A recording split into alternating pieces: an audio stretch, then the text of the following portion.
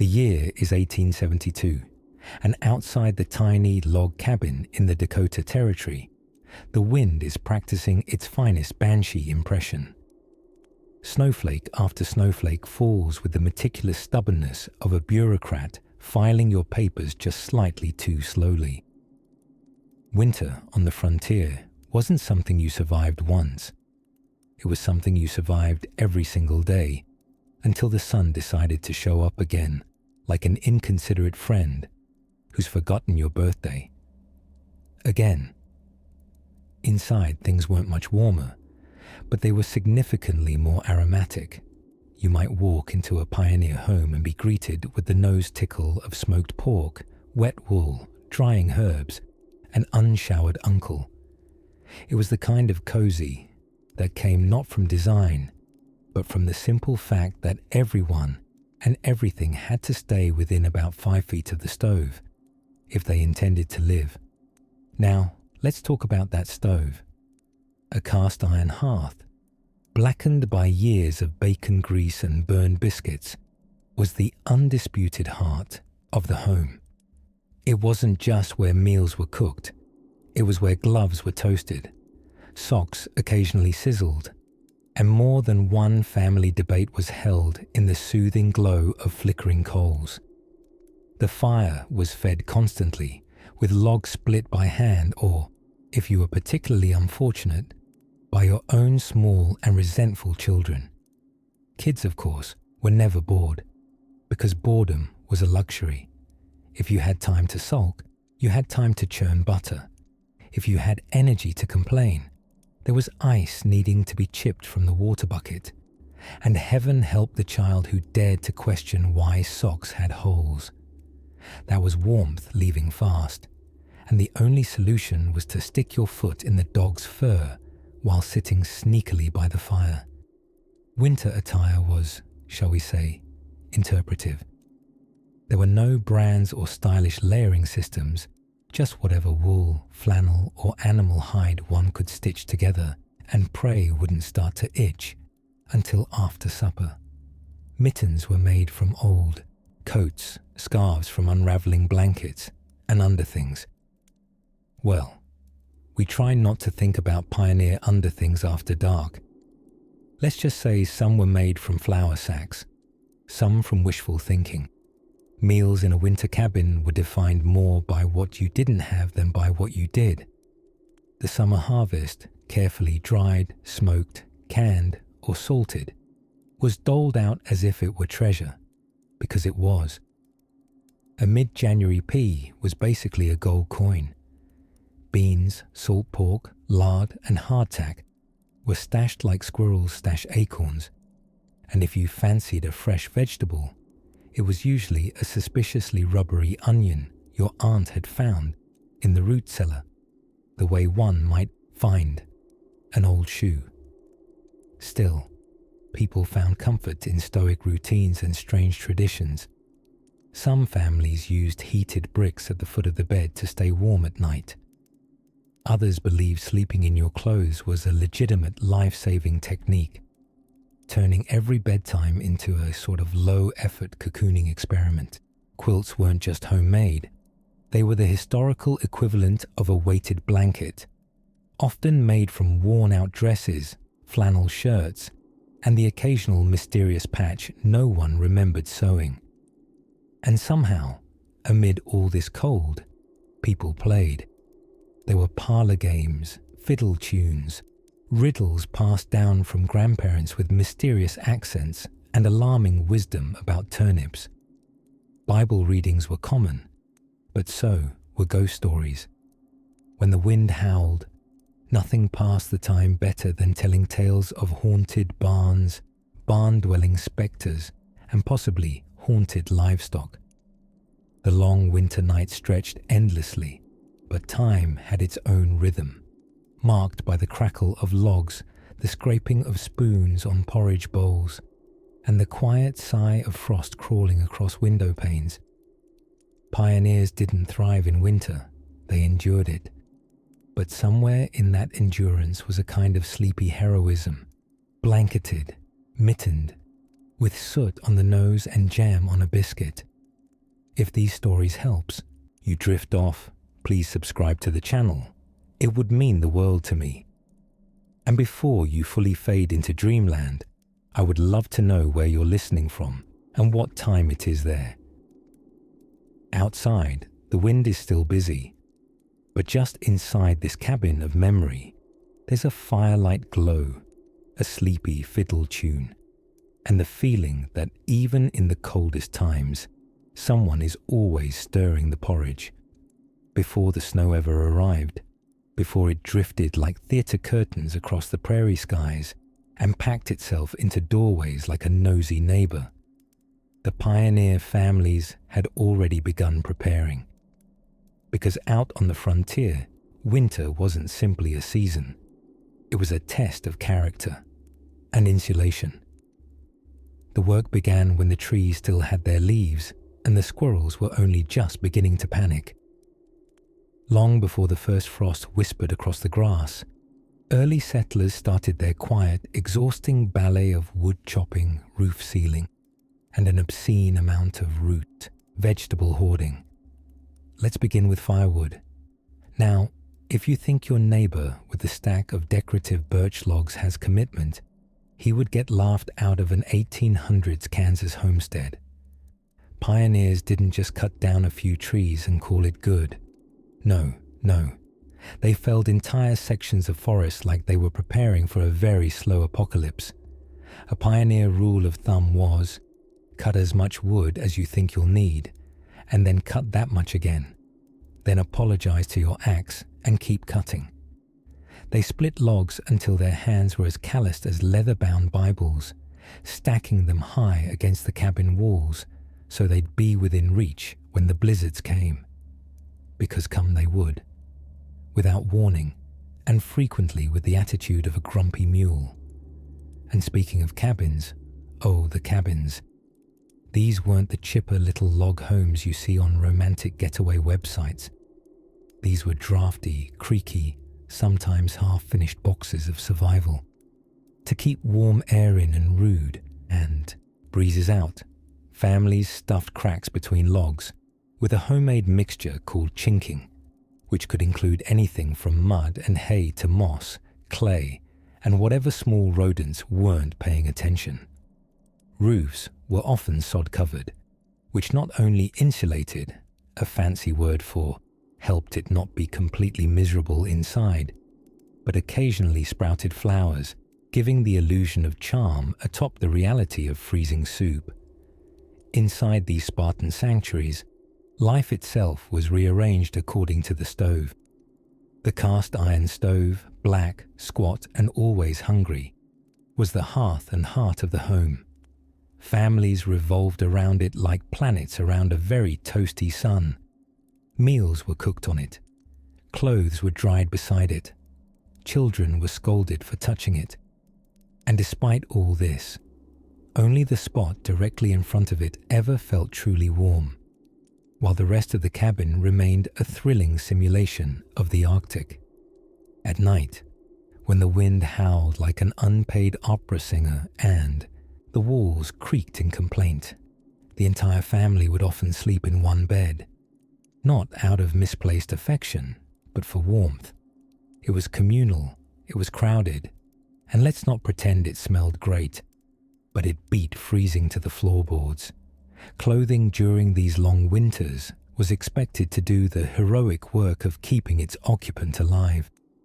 Wool was the weapon of choice. Wool socks, wool long johns, wool petticoats, and, if someone in the family had spent more than 6 months in Boston, possibly a smug wool cravat. Mittens were often homemade, and the most reliable boots were stuffed with additional wool or straw, because nothing says holiday elegance like footwear filled with field debris. Food, too, was designed less for flavor and more for function. Root cellars, dark, damp, and extremely unfriendly to the modern Instagram aesthetic, held the family's stored treasures: potatoes, turnips, onions, apples, and canned preserves. If a family had preserved meat or had the good fortune of successfully salting a pig over the summer, Congratulations. They'd achieved frontier luxury status. To keep spirits high through the dim and frosty days, pioneers leaned into storytelling, singing, carving, knitting, and the occasional game of let's see who can stay awake the longest without freezing. It was understood that laughter softened the cold, even if only briefly, and when snow eventually blanketed everything, piling up high against the windows and turning the whole world into a black and white daguerreotype, pioneers didn't panic. They toasted thin bread, fed the fire, and whispered bedtime tales by the flicker of lamplight, hoping spring would find them. Somehow, despite all odds, it usually did. Tomorrow, we'll light a lantern and shuffle softly into one of the most unexpected wonders of the pioneer winter. How children kept themselves entertained when the outside world was frozen, and the inside world was, frankly, mostly chores. When the first flurries of winter dusted the prairie grass with a polite sprinkling of frost, pioneer families could just about feel it in their bones. The annual game of surviving the season was about to begin. Winters on the American frontier weren't just cold. They were the kind of cold that made your teeth ache and your joints consider early retirement. And so, great care was taken to create what can only be described as the 19th century version of a winter survival kit, minus the granola bars or fleece-lined leggings. At the heart of this enterprise stood the humble log cabin, squatting gamely against the wind. Now, calling it humble might be generous. These structures were often built with the tender affection of a tree hugger wielding an axe and a very limited understanding of insulation. Constructed from felled timber and sealed with chinking, a term which sounds cozy, but was really just a gunky paste of clay, mud, moss, and whatever was sticky nearby. These cabins could technically keep out the weather. Inefficiently, charmingly, draftily. Inside the hearth was the unquestioned monarch of the home. Glowing orange, spitting embers with the gentle sass of a campfire after 2 cups of coffee. The hearth did just about everything: cooking, heating, light providing, and on especially frigid nights, spouse roasting. People, children, chickens, and occasionally half-thawed cats would huddle around the fireplace like slow-roasting marshmallows in woolen socks. Of course, you couldn't keep the fire going without wood, and plenty of it. Chopping enough firewood for the entire winter was a task so monumental, it was usually begun before the last snow had even melted from the previous season. Men, women, children, anyone old enough to lift something heavier than a thought, took part in the grand rite of wood gathering. This led to impressive wood piles, stacked meticulously outside cabins like fortresses against the wind, bandits, and existential despair.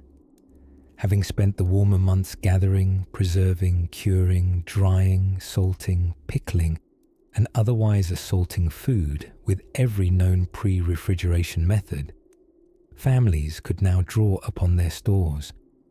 Root cellars held their breath beneath the frost, cradling potatoes, carrots, and turnips like sleepy treasure. Meats, salted and jerkied into a state of near permanence, hung in the lean-to or the rafters, doubling as both protein source and ceiling decor.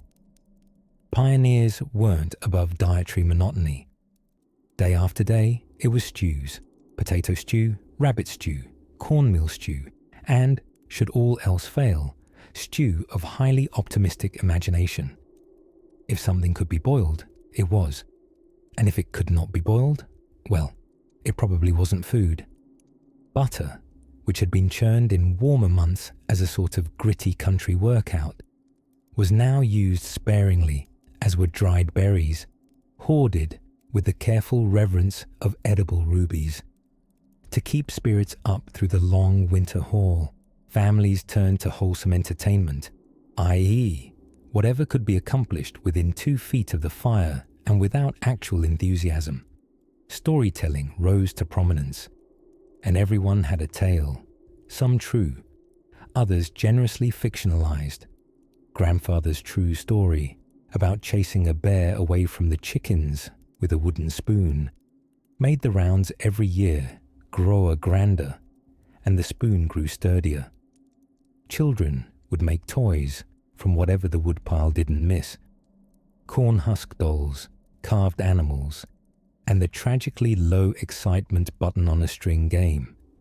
Truly, entertainment options were limited only by the imagination and load-bearing capacity of the household. For added excitement and survival purposes, folks would hang blankets over doorways, windows, and even across rooms, creating cozy fabric forts that trapped warmth and gave the illusion of separate rooms, possibly even dignity. It was less open concept floor plan, and more igloo with ambitions. And sleep, oh yes, sleep, became a layered affair. Multiple quilts, wool blankets, buffalo hides, stray cats, and the occasional sibling made for a sleeping arrangement resembling lasagna more than a bedroom. It is said that pioneer children often wore their daytime clothes under their nightshirts, not out of laziness, but because in the war against cold, pajamas alone were morally defeated. Still, in spite of the frost creeping through the floor and the wind playing mournful tunes on every inadequately sealed window, there was something oddly comforting about a home that smelled like stew, firewood, and the slow progress of wool socks drying near the mantel. In the distance, the snow pressed against the cabin walls like a polite visitor who planned to stay a week and stayed until April. But inside, wrapped in the smoky warmth of the hearth, families kept on. Through games, stories, and the daily miracle of finding one's shoes unfrozen, they endured. With grit, humor, and slightly undercooked turnips. And just as February began to hint it might someday leave, another pressing question began to unfold quietly beneath the rafters. How exactly did they make all that soap by hand? If you were a Midwestern pine log in 1842, your life prospects came down to one dramatic question. Would you become a wall, a roof beam, or someone's unfortunate bed frame? If you were particularly unlucky, you'd be chopped, stacked, and sat upon for the rest of your days, which in February might include a family of 7 and one very overweight raccoon trying to stay warm. By the time winter breathed its frost across the prairie, frontier families had long since prepared for its arrival, like doomsday preppers with a fondness for root vegetables. Cabin walls were checked for drafts with the same attention a Victorian butler gave silverware. Cracks between logs were stuffed with clay, moss, mud, or whatever insulating miracle they could get their cold hands on, including, in at least one recorded instance, a sock stolen from an older sibling's foot while he napped. Inside the cabin, things got cozier. If you're imagining a rustic holiday postcard scene, rocking chairs pulled near the fire, snow softly billowing past a window glazed with frost, you're not entirely wrong. Now just add the scent of salted pork that's slightly suspicious, 3 layers of scratchy wool clothing per person, a toddler playing with a pine cone instead of a toy, and someone snoring like a dying accordion in the loft overhead. That's closer. The fireplace was the sun of the frontier winter solar system. Everything radiated around it. Food, comfort, warmth, drying mittens, and the occasional dramatic retelling of a bear encounter that got just a bit larger each time. A cabin's hearth might burn 8 or more cords of firewood through the season. Chopping that much wood was essentially a part-time job, and the phrase firewood workout was less of a fitness trend and more of a survival requirement. Each member of the household contributed, even down to the littlest kids, whose job was typically to resent the work while gathering kindling with all the enthusiasm of a damp sock. Occasionally, someone would experiment with an innovation, perhaps a clay stove or a mysterious heat pipe made from sheet iron. These amateurs of engineering often ended up with scorched beams, smoked-out rooms, and stories best told with the opening line. Well, it seemed like a good idea at the time. At bedtime, everyone would shuffle into the loft or line up along the floor like very cozy sardines, wrapped in quilts made from worn-out clothing. You haven't truly bonded as a family until you've survived a week of close-quarters sleep under patchwork that includes an aunt's old bloomers, 3 missing baby bonnets, and part of a flour sack with March 1839 still visible. And yet, despite the crowding, the chores, and the pervasive smell of damp, wool and potatoes, there was an odd charm to it all. Families told stories, taught songs, carved toys from leftover kindling, and played indoor games that required only imagination, a small space, and a high tolerance for rules that changed every 5 minutes. Board games did exist, by the way, although they were generally homemade. If you were lucky, someone owned a copy of The Mansion of Happiness, the earliest American board game published in 1843. The point was moral improvement, which means fun included such wild antics as progress to honesty and, thrillingly, slide back upon hypocrisy. Desperate for something slightly more exhilarating, kids invented their own games involving buttons, beans, sticks, and limited parental intervention.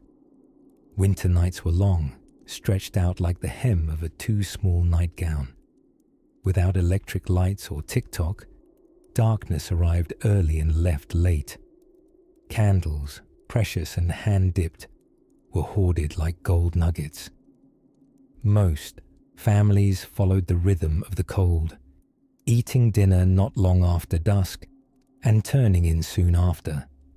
If you had enough oil to read by, someone might recite from a treasured family Bible, a well-thumbed almanac, or a novel of great moral value and zero raciness, which means anything remotely entertaining was edited out or politely covered by a doily.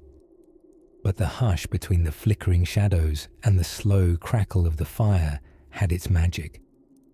Imagine falling asleep to the creaking of drying logs, the occasional hoot of an owl, and your mother softly humming a lullaby she barely remembered learning. Outside, the snow kept watch. Inside, the cabin breathed its warm, cedar-scented rhythm, and everyone hoped that the roof held stronger tonight than it did last week. Beyond the quilted beds and fading embers, new lessons waited, not just in survival, but in the strange art of frontier food, where pickles, dried beans, and mysteries in jars would soon take center stage. The great irony of pioneer winters is that, despite how frigid they were, you spent most of your time trying not to sweat. Yes, dear listener, sweat. Moisture was the enemy, and not in the poetic, mist on the moors kind of way. When your socks were made from coarse wool, and you owned exactly 1 pair of mittens between 7 children. Dampness meant frostbite, toe by crunchy toe. Pioneers had to play the ultimate long game of temperature moderation.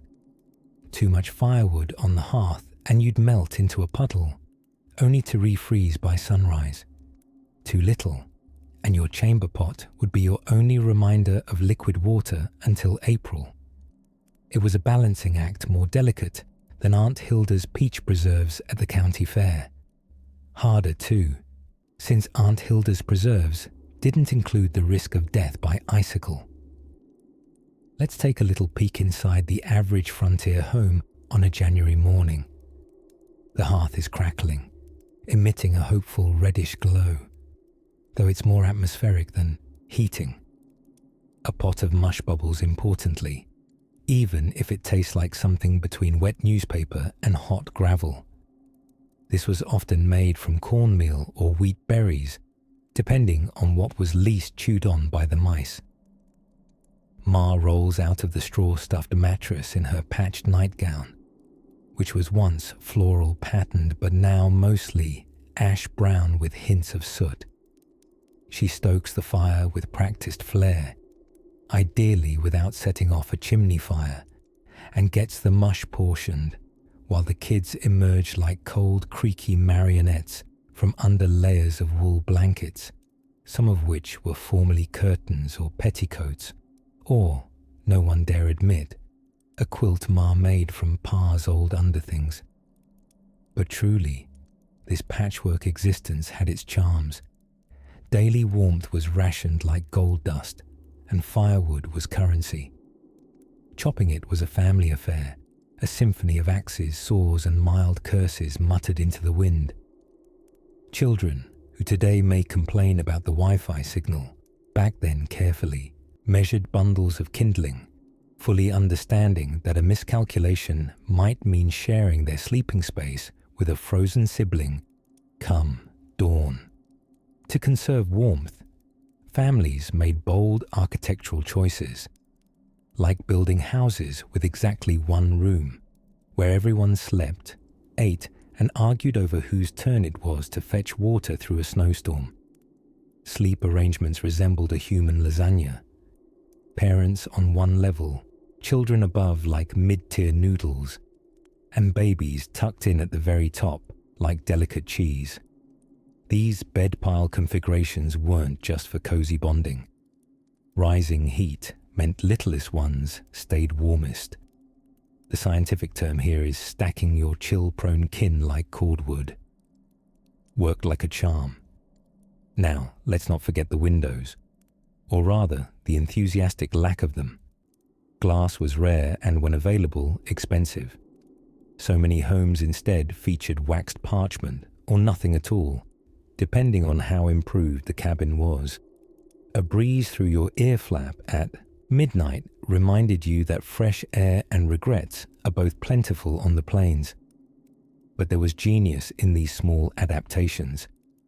To preserve heat, meals were often cooked in one massive go, and that's not hyperbole. What was made for breakfast might still be subtly reimagined come supper. Mush became pancakes. Leftover porridge became bread.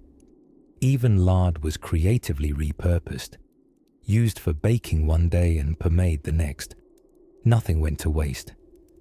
Your breakfast might literally be stuck in your hair by sundown. Layering was the fashion of the season, and of survival. Wool petticoats over flannel shifts over scratchy cotton long johns. Men wore so many layers that removing them at bedtime was like reverse whittling a log. Somewhere in all that fabric might be a person, or just two raccoons and determination. And yet, in the solitude of these long nights, something else emerged. A certain intimacy with the dark. With no street lamps or smartphone glow, the frontier darkness had a weight of its own. Families would gather around the hearth, telling stories, knitting, maybe playing a fiddle if fingers weren't too stiff. Time slowed. The pace matched the crackle of logs and the rise and fall of sleep-heavy breathing. Cold weather taught patience. That water doesn't heat instantly. That bread takes time to rise unless it freezes first. That even the storm that howled like a banshee eventually tired herself out by dawn. And so they waited.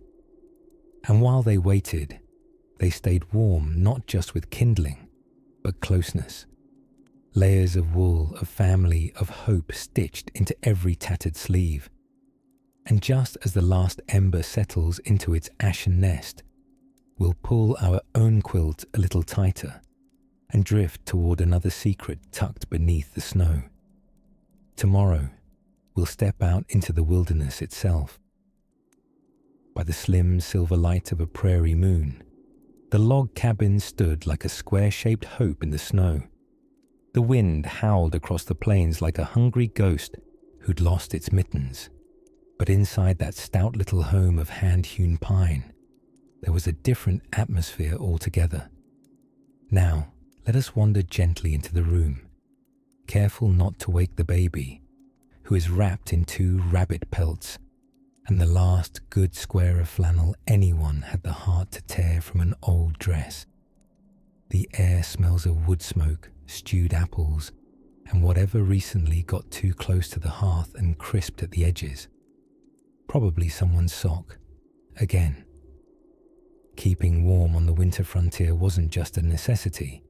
It was a full-time job performed by amateurs with excellent determination and highly questionable insulation skills.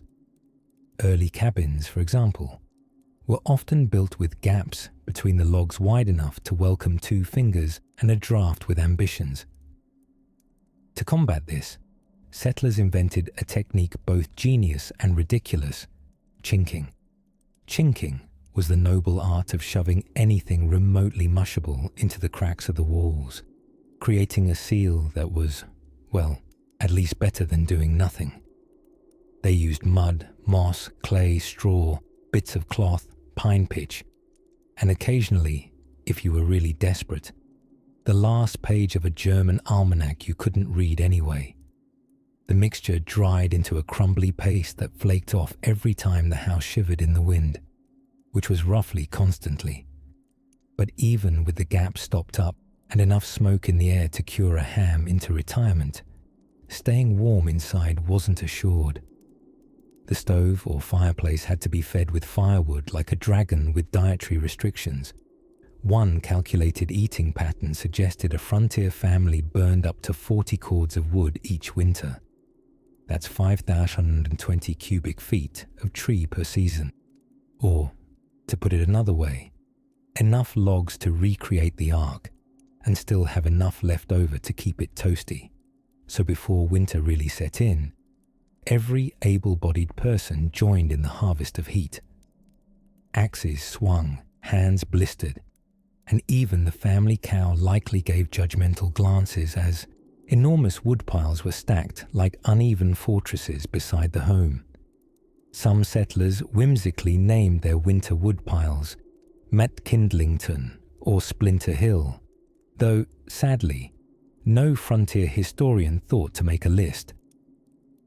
Once the evening fires had been stoked and the doors barred against the night, it was time to settle in.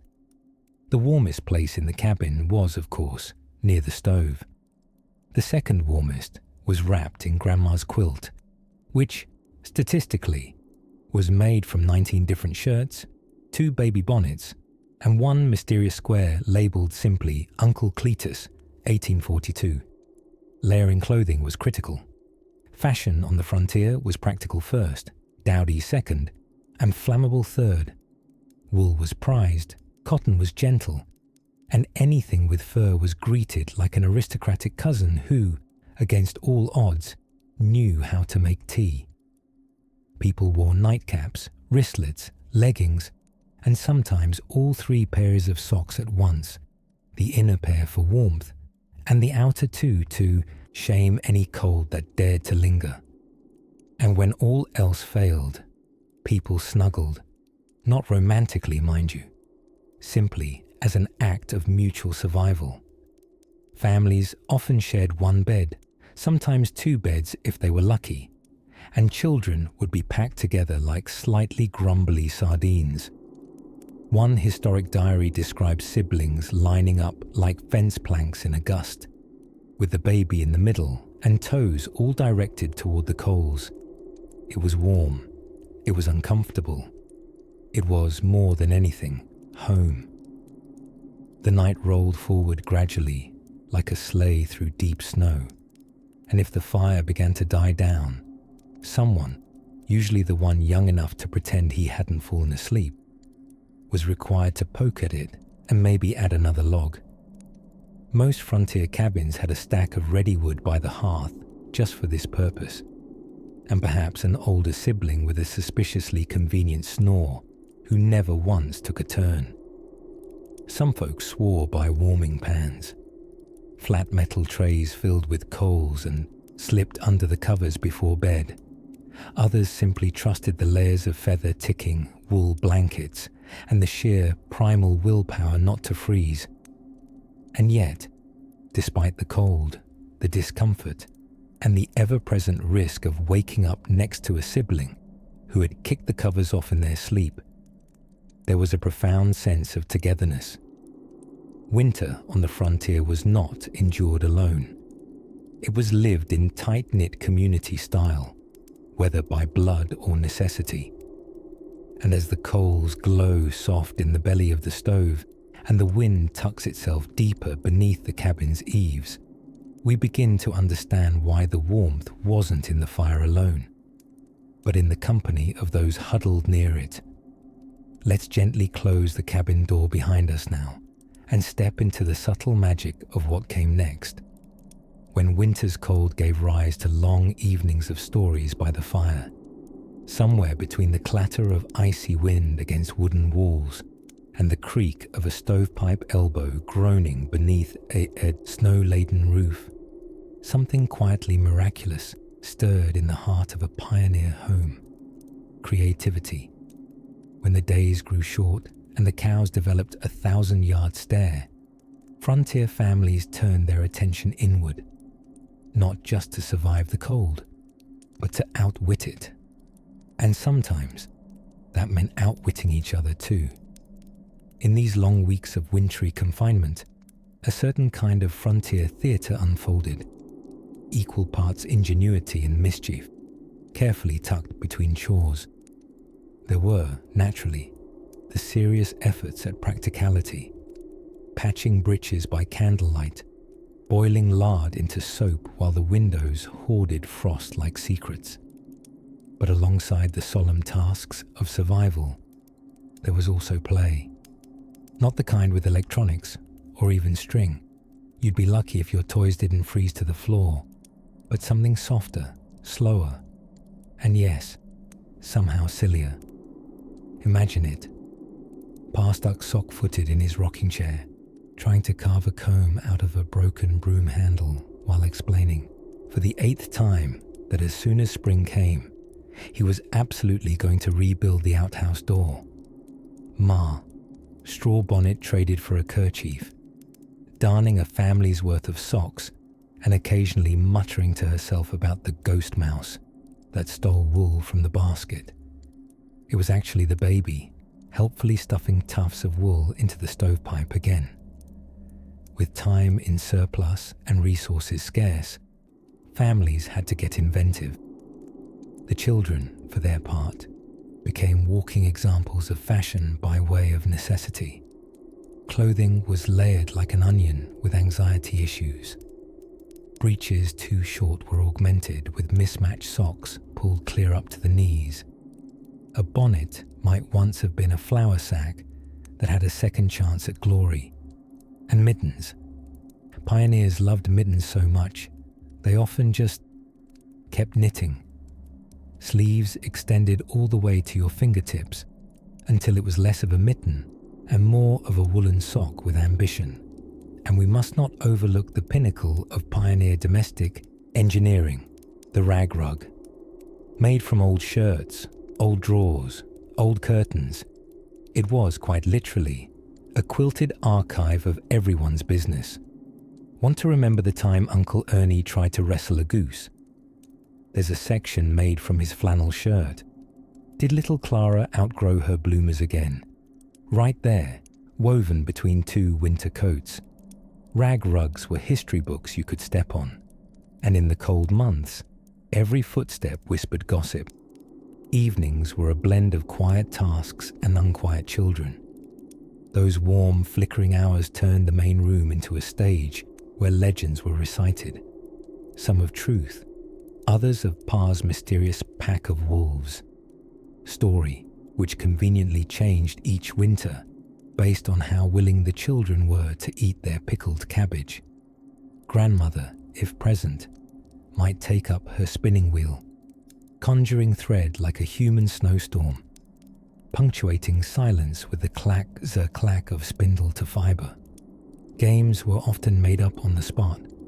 There was the thrilling poke the icicle and run tournament, and the competitive guess what's in this jar labelled with a question mark.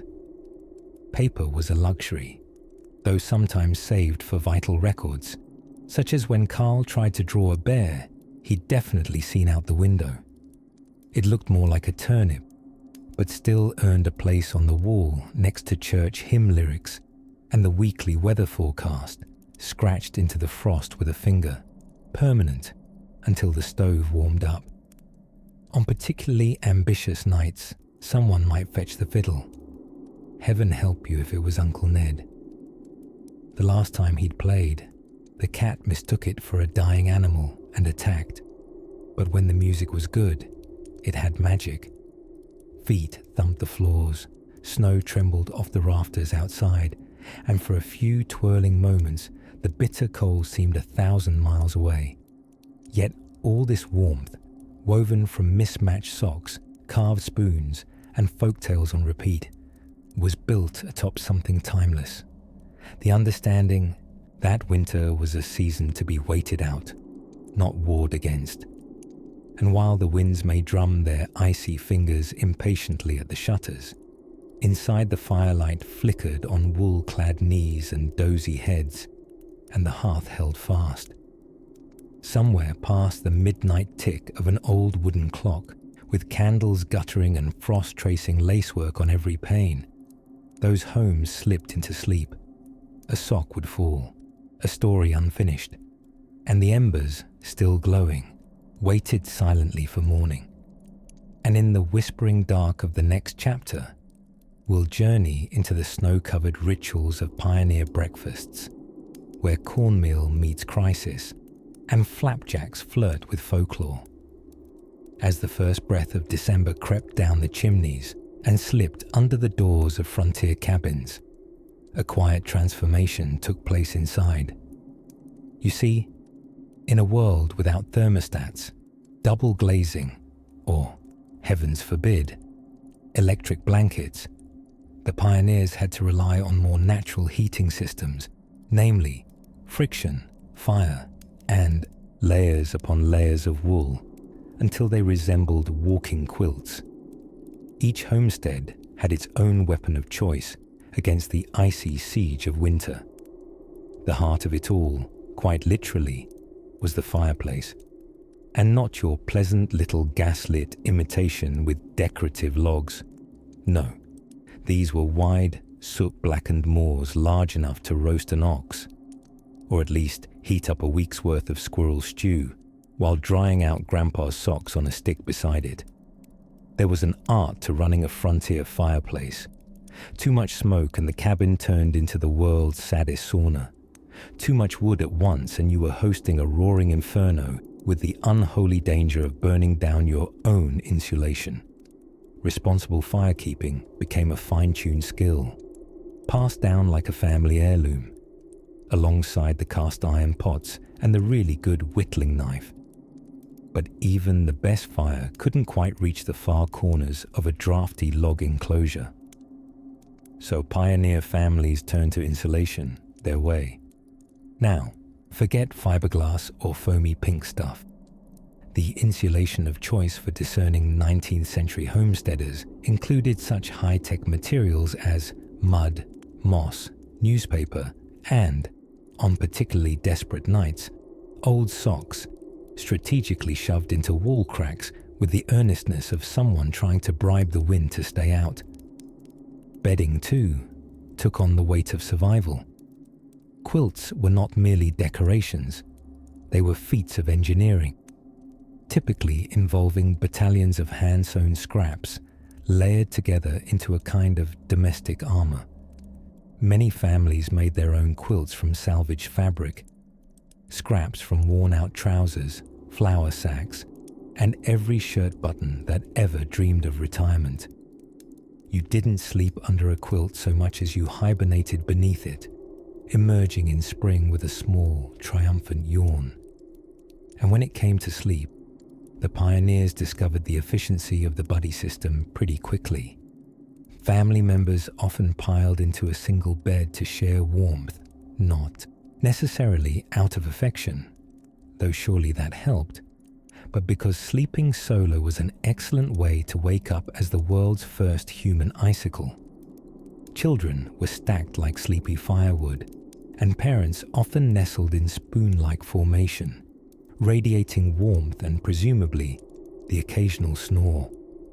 As romantic as it may sound, cuddled up with loved ones under a hand-stitched quilt beside a crackling fire, the reality often came with the persistent itch of wool, the sweet aroma of damp boots steaming near the hearth, and someone's elbow perpetually poking you in the ribs. For extra heat, some families heated bricks or stones in the fire and wrapped them in cloth to put at the foot of the bed. This method, while quaint, walked a delicate line between heaven's toastiest slumber and third-degree toe surprise. It worked, most of the time. Of course, the morning after a winter's night was its own kind of ordeal. Frost on the inside of the windows, icy boots, water buckets frozen into solid regret. That first sprint from bed to fireplace became an Olympic-level event, executed by the fastest family member, usually a child, naturally exploited for both speed and expendability. And yet, despite the chilly misfortunes, winter also brought an unexpected luxury: time. With outside work slowed, evenings were longer, quieter. Families gathered to tell stories, read aloud if they had books, or engage in that long-forgotten pastime called simply talking. Some practiced fiddles until the dog took shelter under the table. Others played cards or learned to stitch an impressively straight hem by candlelight, the flames throwing gold shadows on log walls that murmured and flickered like friendly ghosts. In this nightly cocoon of cold, creaking timber and shared breath, life slowed to the cadence of survival and simple joy. The kind of joy that only arrives when you find your toes are, miraculously, still attached in the morning and your porridge hasn't frozen solid again. And quietly, beneath layers of quilted ingenuity and shared warmth, these cabins became more than shelter. They became havens of human tenacity, stitched together with smoke, stories, and just enough socks to hold out until spring. But the frontier wasn't just a test of warmth and woodpile strategy. It also demanded a mighty sense of stomach, especially when it came to winter food, which is precisely where our dreams begin to simmer next. When the wind rose like a sermon through the bare trees, and the snow fell thick enough to silence even the gossiping crows, the frontier family knew what time it was, not by clock, but by custom. It was candle-dipping time. Ah yes, candle-dipping. Arguably one of the most thrilling pastimes of early winter, if your idea of fun includes repeatedly dunking a string into hot animal fat while trying not to set yourself ablaze. But in those long winters, when the sun took its sweet old time returning, candles weren't just romantic ambience. They were how you made it from 4:37 p.m. to bedtime with your shins intact. Evenings on the frontier began to shrink in November, and by late December, they collapsed in on themselves like a forgetful old man falling asleep at the supper table. Without light, whole rooms disappeared into the gloom, and tripping over a chamber pot became something of a nightly tradition. So, the pioneers made candles, not merely for illumination, but for survival. And to be blunt, nothing brought a family together like communal labor and mild wax burns. Most households didn't produce wax candles, as bees were too busy sleeping through the snow to be of any help. So instead, they turned to tallow, that is, rendered beef or mutton fat. It had the delightful fragrance of a smoky roast planning to haunt the parlor indefinitely. Some said tallow candles made the room smell like dinner. Others said they smelled like a wet fur coat with ambitions. Either way, once you'd lit 3 or 4, the room was well on its way to feeling both cozy and faintly greasy.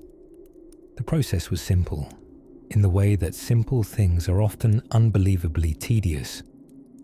You took a length of cotton string, tied weights at one end, usually small pebbles or metal bits, and dipped it into a steaming pot of liquefied fat.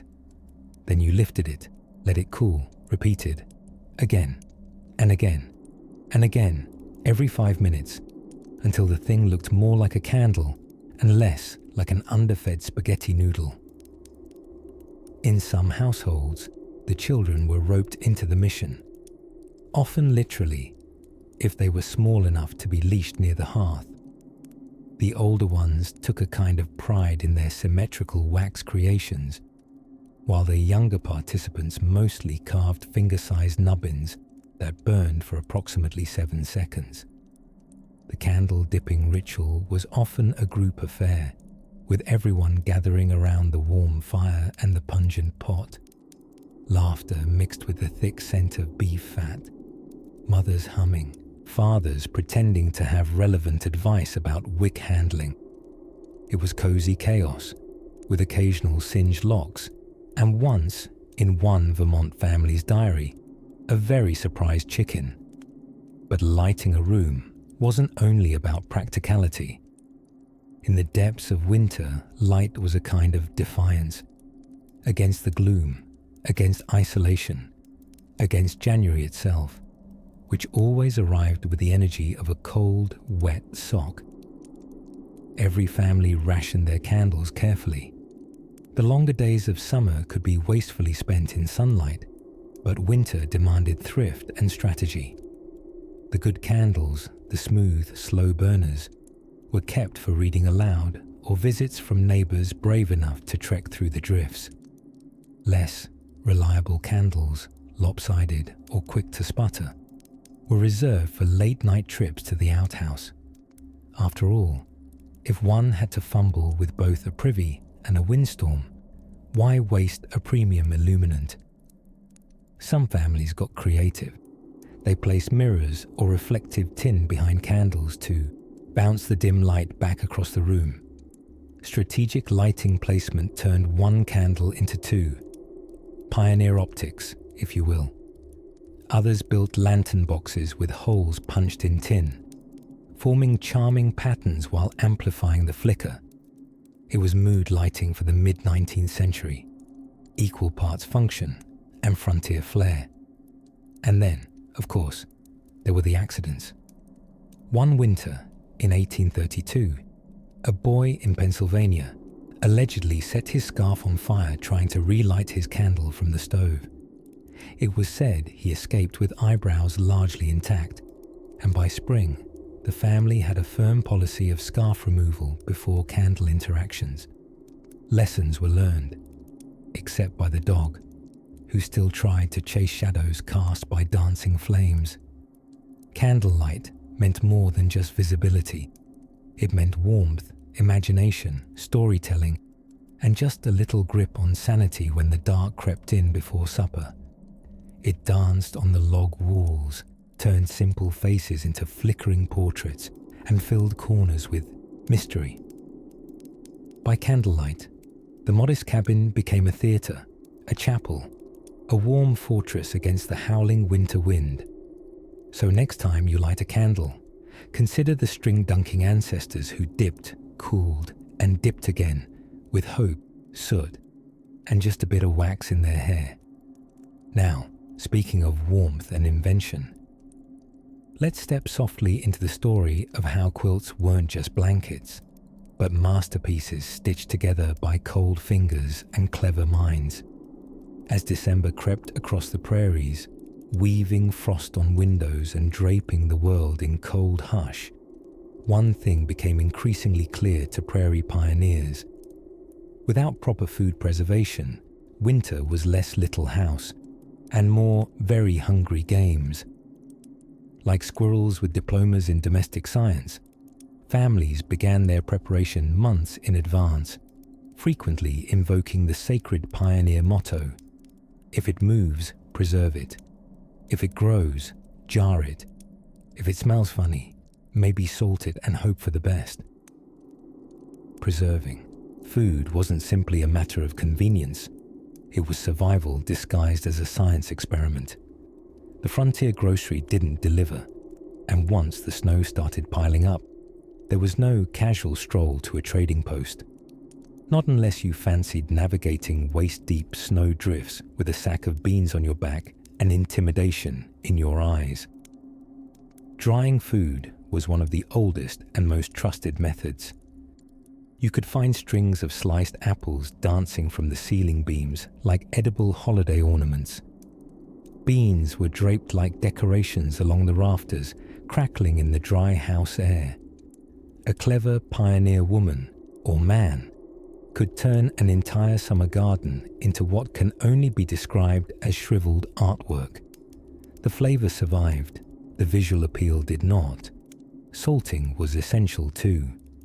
Meat was layered in barrels with generous handfuls of salt, sometimes so much that even the beef gave up and agreed it was now jerky. Salt was the most powerful family member in the preservation clan, drying, flavoring, and, most importantly, fighting the dread demon rot, known to spoil spirits faster than a surprise rainstorm at harvest time. Root cellars were the cool kids, literally. Dug deep into the ground and lined with straw, rock, or logs, these underground pantries remained cold but above freezing. Here, carrots lounged in buckets of dry sand, apples napped under old quilts, and potatoes huddled together like they were gossiping about the cabbage. Respectable families might even stack shelves by item and season, but others, well, chaos ruled in some cellars. One misplaced turnip, and you could be rummaging for hours while your candle stub melted anxiously in your sock-clad hand. And then there was canning, or to be more frontier accurate, bottling. Early canning jars were sealed with layers of beeswax, string, and hope. The science was new and exciting, and the stakes were high. If Mars preserves bubbled suspiciously after sealing, you might want to say a small prayer before sampling. But when it worked, oh, what a joy to see golden peaches suspended in syrup, glowing like amber in the low light of a kerosene lamp. Even the most stoic of fathers could be caught sighing deeply at the sight of canned tomatoes in January, perhaps resisting the urge to kiss the jar. Of course, not everything made it to the pantry. Children were known to conduct taste tests on drying apple slices, sometimes leaving behind only peels and innocent expressions. Energetic dogs occasionally raided meat hung too low, and neighborhood mice attended their own feasts in the root cellar. And heaven help a family if their sap-sealed jar lids failed mid-blizzard. The betrayal was immense. Imagine cuddling into your woolen quilt, dreaming of strawberry preserves, and waking to mold and crushed expectations. Cooperation was a vital spice in this pantry of preservation. Women shared recipes, secrets, and jars. One might trade stewed rhubarb for pickled beets, or a ladle of lard for a promise delivered come spring. Entire communities sometimes gathered for butchering day, staying up past dark to render fat, smoke hams, and reminisce about that one time the pig escaped through the churchyard and ruined the Sunday potluck. Even children had their parts to play, shelling peas, husking corn, labeling jars with scrawled handwriting and enthusiastic spelling errors, pumpkin preserved with vinegar and liquor. Though their wages were minimal, usually in the form of pie crust scraps or promises of future jam, they participated with the eager pride of small culinary deputies. On the coldest nights, when the wind howled and the fire roared defiance, families would gather around the supper table and eat the labors of summers past. A dollop of plum jam on hardtack could taste like a kiss from June. A spoonful of bean soup, simmered all day on the wood stove, carried the comfort of something sacred. A pickled onion. Well, acquired taste perhaps, but noble in effort. So the preserved foods did more than nourish. They recalled sunlight when days were short and warmth seemed impossible. Each jar was a time capsule, a friendly whisper from August to December saying, "Don't worry, we made it through together." And as they scraped the last of the apple butter from its jar, and the wind knocked gently on the log walls like a polite trickster, the family turned to the coziest of winter rituals, inventing ways to stay entertained indoors without setting anything or anyone on fire.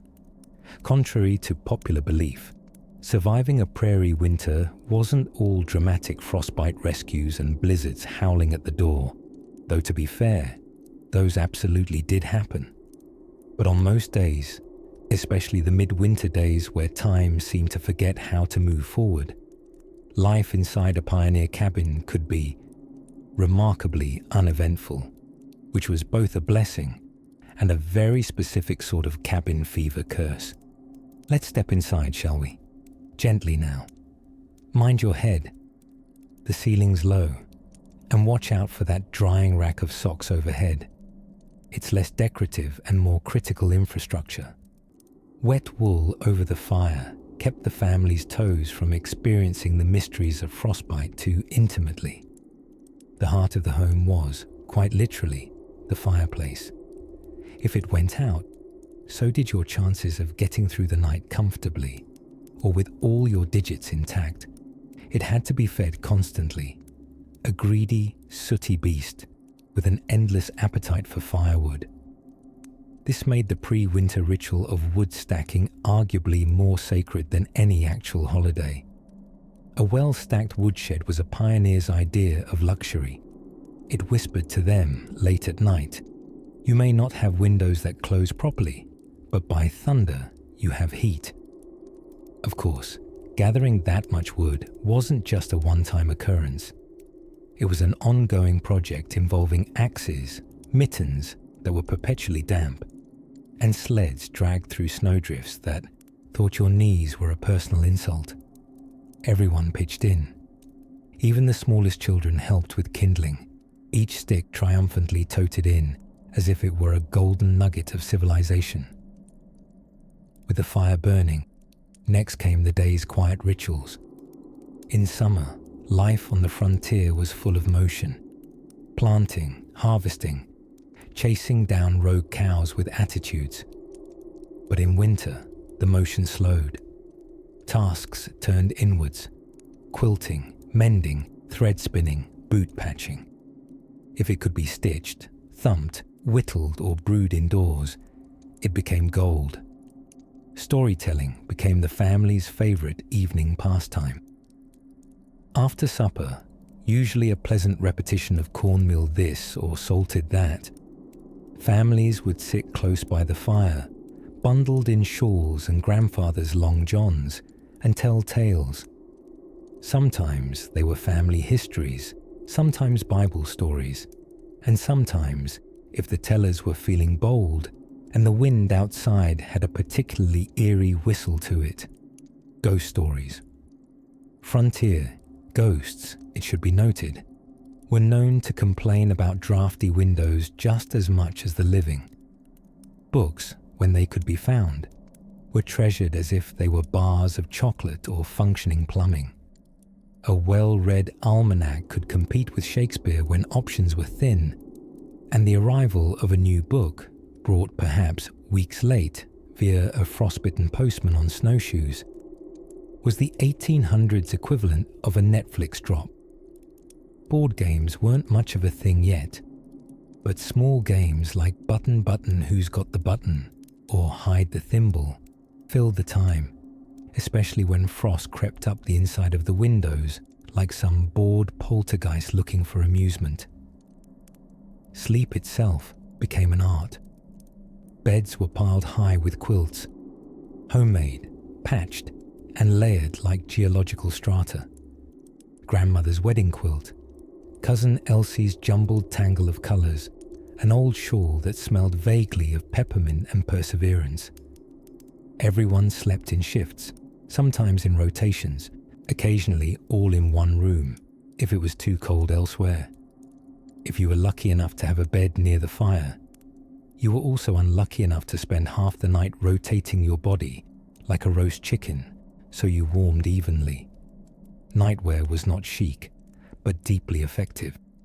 Long underwear, knitted caps, and sometimes even shoes, if you valued your toes. The sight of a frontier family getting ready for bed might have frightened a city tourist. The layers alone could have made a sheep blush. But despite the cold, the smallness of the living space, and the variety of smells generated by 6 humans cohabiting with a cabin stew and a drying line full of socks, there was a strange serenity to it all, the kind born of routine and resilience, creature comfort and closeness. Not fun exactly, but steady, constant, familiar, like the rhythmic crackle of fire or the gentle clack-clack of a loom, or the inevitable thud of a half-frozen boot dropping to the floor. And on certain nights, when the wind softened and the sky outside glowed with reflected snowlight, they almost forgot that they lived in a house made of logs, in the middle of a frozen wilderness, 73 miles from anything that might reasonably be called a bakery. Tomorrow would be another long, short day. More snow, more stories, and if they were lucky, if the squirrels hadn't outsmarted the trap, maybe even meat in the stew. But that, dear listener, is a tale best left for another softly falling snow, out there, where the trees creaked under the weight of January frost, and chimney smoke rose like sleepy spectres into the frosted dawn. Pioneer families had long since entered what can only be described as the boredom battleground phase of winter. The pantry was inventoried so many times that even the onions had personalities. The boots had become regular furniture due to frequent perching near the fire, and every child had asked, at least once, whether it was spring yet. Spoiler alert, it was not. It was in this stillness, this long, lumpy stretch of frozen time, that the pioneers deployed their finest weapon for warmth and mental survival, storytelling. Not just fireside chat, mind you. We're talking full-fledged epic tales passed down generations, sprinkled with ghosts, villains, hungry wolves, and suspiciously heroic great-uncles. In cabins where entertainment options ranged from peeling potatoes creatively to watching the frost crawl across the window pane, storytelling served as central heating for the imagination. These tales weren't always grand. Sometimes they were downright silly. A boy might spin a yarn about the time he watched a raccoon chase off a cow, swearing up and down it was true. An old-timer, wrapped in shawls, sipping tea whose flavour had long departed around late November, might tell of the year the apples froze mid-air, accompanied by a wink and an invitation not to inquire further. Inside the cabin, a symphony of creaks and pops from the drying logs played backup music to every tale. The fire did what it could, roaring when fed and napping when neglected.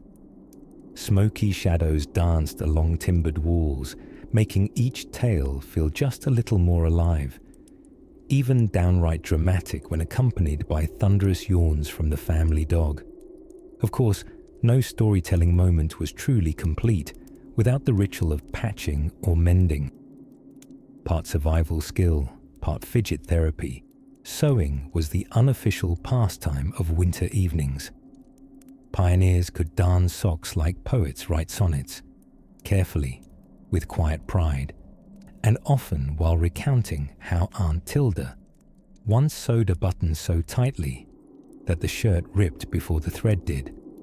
The young ones, either wide-eyed or half asleep, caught just enough stories to ask pesky questions. Is it true you once trapped a bear using only a wedge of cheese and a hymn book? They'd ask Grandpa Silas.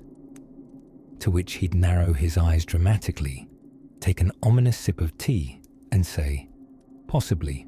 Even hobbies that seem humble by today's standards held weight in those snowdrift seasons. Rug hooking became a source of both foot warmth and silent rivalry. Embroidery was how messages were passed, statements made, and days marked. You could practically read a family's winter mental state by how many squirrels appeared stitched into the curtains. More squirrels, less sanity. And then, whisper it softly, the journals. Hidden away under stove-warmed floorboards or beneath lumpy mattresses, journals were the outlets where deeper thoughts thawed and stretched. Pioneer diaries chronicled daily life in ink that froze mid-word if you lingered. They told of potatoes gone mushy, sledding catastrophes, and on very special nights, dances held by moonlight in barns warmer than they had any business being. Dances, yes.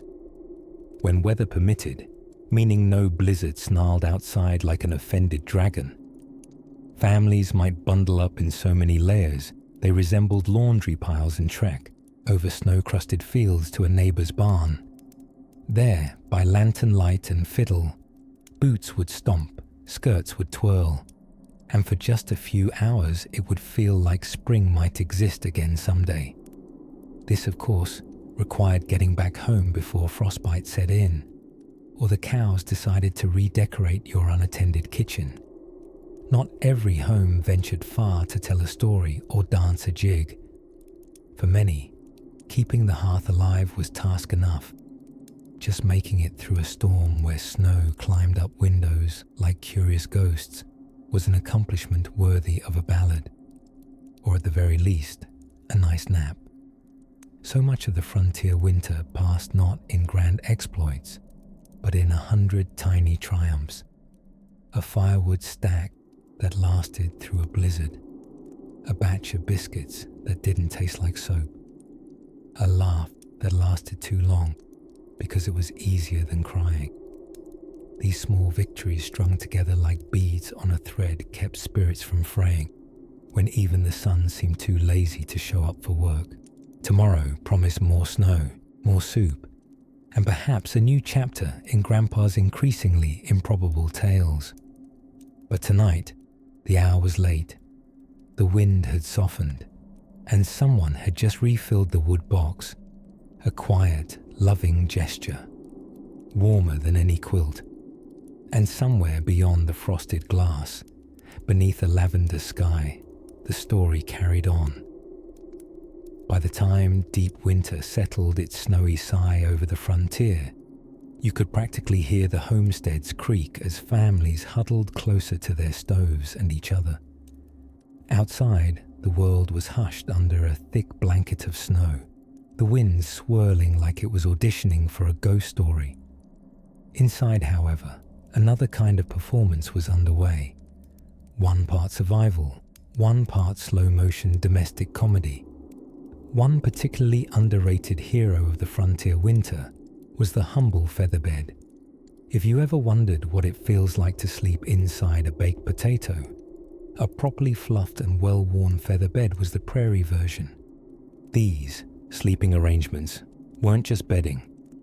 They were insulation, family heirlooms, and sometimes the only barrier between you and the draft leaking in through the wallboards like a mischievous poltergeist. But let's rewind to how folks prepared for these months. Because surviving on the frontier wasn't just about braving the storms, it was about outplanning them.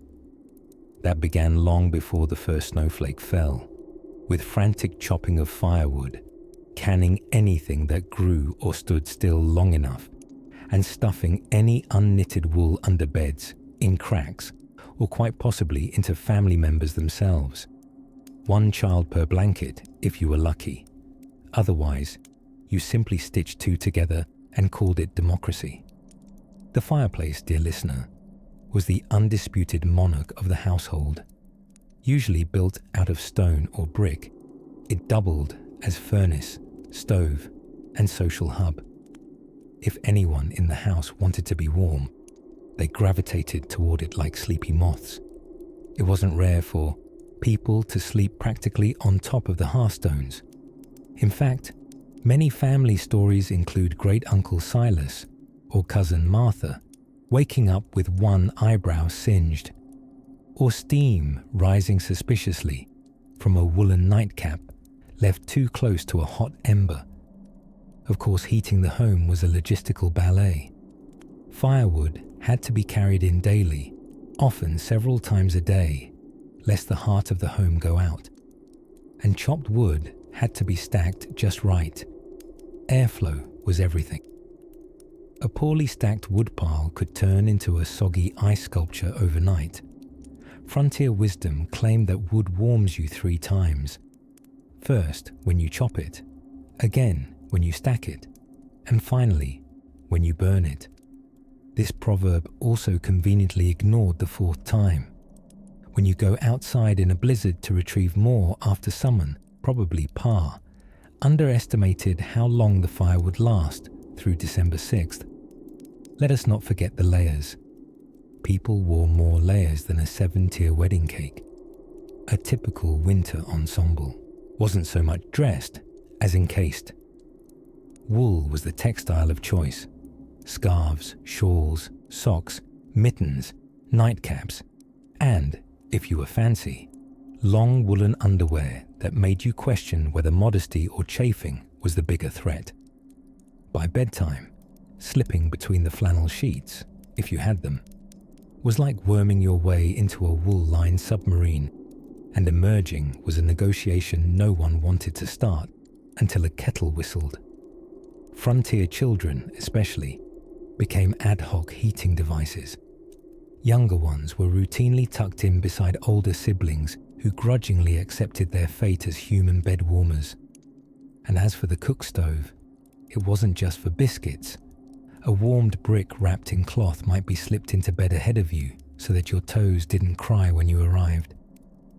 Food, as always, played a starring role in winter survival. Soups and stews bubbled deferentially on the stove, recycling every edible shred from earlier seasons. Salt pork was nearly sacred. If you had enough beans, lard, and a few preserves, you could technically survive until April, albeit with the gastrointestinal symphony of a Baroque orchestra. Some families boiled molasses to make taffy as a sunny day distraction, and others tried their hand at snow taffy by pouring hot syrup in the snow and waiting for it to cool enough to chew. For children, this was magic. For teeth, this was treason. Evenings turned into storytelling time, where candles flickered and smoke curled like punctuation at the end of a tale. Grandparents remembered the good old days, which were suspiciously colder than now, and children listened with eyes wide and toes tucked securely under lap robes. Knitting happened in the background as hands moved automatically through the muscle memory of scarves and mittens. Generations' worth of warmth spun into each loop. While the outside world slumbered under a frozen hush, inside those drafty cabins, the rhythm of winter was a slow, practiced dance. People didn't fight the cold. They cocooned within it, learned its tempo, and tucked another log on the fire. And somewhere, as the north wind howled and the snow whispered against the panes, a new kind of quiet settled in. One that would lead softly and without hurry toward the stirrings of a necessary frontier invention. Somewhere along the creaky edges of a 19th century log cabin, where the wind tucked itself into every knot in the timber, was the heart of a pioneer home. The hearth. Not just a place to cook beans or accidentally set your whiskers on fire. Oh no. The fire was a seat of civilization, a bastion of warmth amid the great frosty unknown. And in the bone-deep chill of the frontier winter, it was also where certain strategies for survival were born, perfected, and occasionally burst into flame. The stove itself, if one were lucky enough to own a cast iron specimen, was a hot-headed monarch. It ruled the room with radiant, occasionally scalding authority. Of course, not every pioneer household could afford such luxury. Many made do with open fireplaces and the dark art of coaxing heat from damp logs and prayer. Now, within this cozy chaos, things got creative. Layers were life. Pioneers didn't so much dress each morning as they added. Each new woolen layer was like an affectionate hug from a sheep, then another, and another, until you resembled a sentient quilt with mittens. At night, to conserve the day's meager warmth, families piled beneath blankets that, if placed atop a modern adult, could legally be classified as crushing weight. These were woven of anything available: wool, cotton, or, in more dire times, regret. Yes, a handmade quilt was a special thing. A tapestry of repurposed shirts, stray scraps, and perhaps the one unfortunate curtain that lost the vote. For children, bedtime meant being tucked in deeper than a fossil, sometimes with a heated brick wrapped in flannel at their feet. An old-world trick that proved surprisingly effective, unless your toes met the raw brick first. Then it turned into a liminal foot experience somewhere between therapy and firewalking. And speaking of radiant heat, let us not overlook the unsung heroes of winter insulation: straw ticks. Picture a mattress made from hearty canvas and stuffed to the seams, and perhaps beyond, with straw. Sure, it rustled like you were sleeping inside a scarecrow, but it provided just enough cushion to protect one's back from the wrath of floorboard knots. And while evenings today might conclude with a Netflix marathon and Bluetooth socks, frontier families turned to the gentle buzz of shared stories, hymn singing, or the tantalizing, slow-moving drama of molasses dripping from a spoon into a cup of snow. This they considered dessert and entertainment. Dancing molasses, admittedly a top 10 event on most frontier social calendars, also let you know if the molasses had begun to freeze, which was less culinary fun and more a sign you might wake up with a raccoon under your quilt, just there for warmth. When the mercury, or more accurately, a nail stuck outside as a temperature gauge, plummeted, even animals came inside. Chickens, cats, and occasionally a compliant goat were welcome overnight guests, stationed carefully near the hearth. Cows, less so, though imagination suggests a desperate moonlit scenario where Bessie was politely but firmly declined at the door. And still, despite the cold, the itchy wool, and the gentle aroma of turnips sautéed in hope, people adapted. They told jokes under their breath, maybe louder if the quilt was thick. They whittled things, buttons, spoons, existential riddles, in the hazy hours after supper. Children counted knots in the rafters before drifting off, as their parents sat still in ladder-back chairs, sipping weak tea or stronger cider. And while we now chase warmth with thermostats and electric blankets, pioneers measured it in proximity. How close your chair was to the fire, how many sighed into their sleep beside you, or how well one drafty cabin wall held back the roaring night. Just outside their modest little homes, the snow breathed quiet over the land. Even the wolves padded silently through the white underbrush, resigned to the hush. But inside, there was always the crackle of fire, of floorboards, of life stubbornly continuing. And in one such cabin, where every log bore the fingerprints of 100 frosty mornings, a mother poked the embers until they glowed just right, warming the room for one more midnight, one more dream. And as the fire dimmed to coals and the wind began whispering through the chimney, perhaps telling secrets only winter remembers. Another sound took center stage, a rhythmic, musical tapping. Somewhere overhead, on the cabin roof, it could only mean one thing: snowmelt trickling from a beaver-high patch in the shingles. Or perhaps something, or someone, had decided the roof made an excellent winter perch. But that quiet mystery would have to wait. When the wind howled through the cracks in a log cabin wall, it wasn't just being dramatic, it was auditioning. And let me tell you, it usually got the part. Frontier winters were long, frigid, and so quiet at times that even the creak of a rocking chair could sound like a thunderclap. But within those humble walls, beneath a roof held together by a prayer and 3 stubborn raccoons, pioneer families found curious and clever ways to keep spirits lifted and bodies considerably less frozen. One such method was storytelling, but not just any storytelling. We're talking full-length, sometimes nonsensical, saga-type narrations that stretched on for days. They were part myth, part memory, and part sheer invention, depending on how much flour dust had gotten into the coffee that morning. Evenings were prime time for what one might gently call fireside dramatics. Grandma would roll out a tale about a runaway cow that learned to tap dance, while a wide-eyed child clutched a tin cup of mush, utterly convinced. Entertainment was not something you waited for. It was something you conjured with wit, a few embers, and perhaps a misplaced horseshoe for dramatic effect.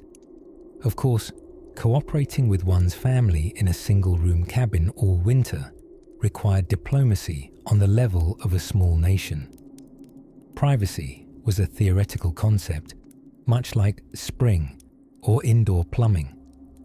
Most families shared everything: space, chores, stories, and, yes, body heat. Sleeping arrangements had a certain gridlock to them.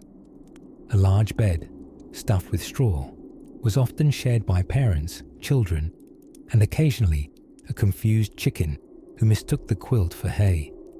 Nothing like being clucked awake by a feathered foot to truly appreciate interspecies cooperation in the name of warmth.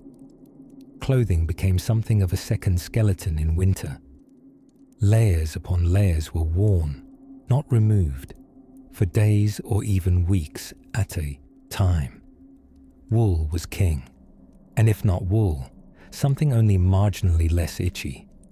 You simply dressed like the world was ending by snowstorm and hoarded every warm scrap of flannel known to humankind. Of course, these garments didn't wash themselves, and washing them, well, that didn't happen frequently. Pioneer perfume? A wood smoke-forward bouquet with notes of animal fat and hope. One of the unsung heroes of frontier warmth, oddly enough, was the humble brick. Hot bricks, heated on the stove or by the fire, were wrapped in fabric and tucked into beds, or even stuffed inside boots like cozy foot furnaces. They were the original heated socks, with the minor flaw that if you forgot to re-wrap one, you might singe your nightshirt or develop an intimate knowledge of third-degree burns. Still, when you woke in the night with numb toes, that toasty brick felt like a tiny miracle from the gods of masonry. Meanwhile, the kitchen was both a survival site and a biochemical laboratory. Winter meals needed to be hearty, hot, and capable of being stretched across 3 days, 6 people, and at least 1 dog. Biscuits, cornmeal mush, root vegetables harder than most frontier marriages. These were staples. Pioneer stew was a never-ending affair, a bubbling cauldron of whatever was available, occasionally enriched by surprise ingredients, like the end of a wooden spoon or a suggestion of the previous night's squirrel. Children, boarding the express train to cabin fever, were assigned all manner of creative tasks to prevent them from leaping into snowdrifts out of sheer boredom. One especially darling endeavor involved making dolls from corn husks, which frequently resulted in eerie, faceless beings that exuded both charm and minor existential dread. Still, the act of crafting, stringing cranberries, knotting rag rugs, or painstakingly whittling a miniature ox was a reliable balm for winter restlessness. It's worth noting, though, that not all was so picturesque. Tempers, like pipes, could freeze and then burst. It was in the quiet confines of a stuffy cabin that many learned the true depths of patience, or at the very least, how to argue silently while pretending to churn butter. Yet even these frictions were softened with time, laughter, and shared misery, because ultimately, surviving the frontier winter wasn't just about staying warm. It was about staying together, emotionally insulated by stories, stubbornness, and whatever was left of the molasses. And as the fire crackled low and the wind rehearsed its next roll on the rooftop, the flicker of lamplight fell across paper and pen. A new day would come, as would more snow and perhaps another pie made entirely of squash and mystery. But for now, in the quiet hush of a well-worn winter, something just as essential was unfolding. The practiced art of waiting, dreaming, and rotating the hot brick like a bedtime ritual. Soon, we'll turn to how pioneers made music, even without instruments, and how rhythm has a funny way of surviving even the coldest silence. By midwinter, the hearth became the center of everything. Heat, light, cooking, drying wet socks, and the occasional haphazard attempt at indoor entertainment.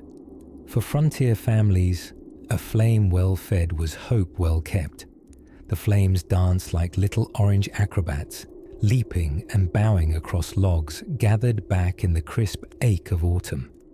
Without central heating or even insulation beyond musket-stuffed chinks in log walls, the fire was not just a feature of the home, it was the home. Morning began, not with birdsong.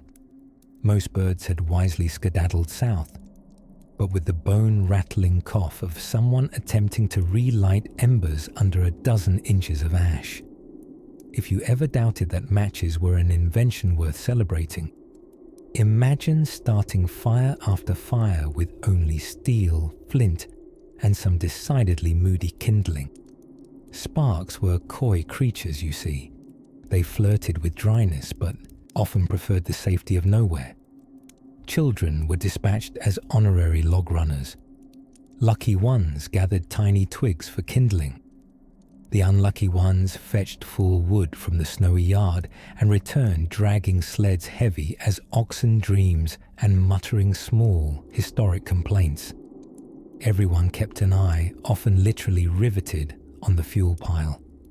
If it started to sink below acceptable levels, a volunteer, almost always the youngest adult male or the most stir-crazy aunt, would suit up in 57 layers and trudge out into the frigid wilderness, seeking logs with the same urgency one might seek buried treasure. Except this treasure weighed 100 pounds, was damp, and resisted being carried. Once indoors, however, fire brought with it the smell of hope, smoke, sizzling fat, old pine sap unrolling its memories. Meals were planned around the rhythm of the fire. Stews, beans, and the occasional plucky squirrel slow simmered for hours, mainly because the stew pot hung, rather stubbornly, right in the center of the fireplace, and everyone was too cold to move it. Stirring it was a communal event, often performed with dramatic flair.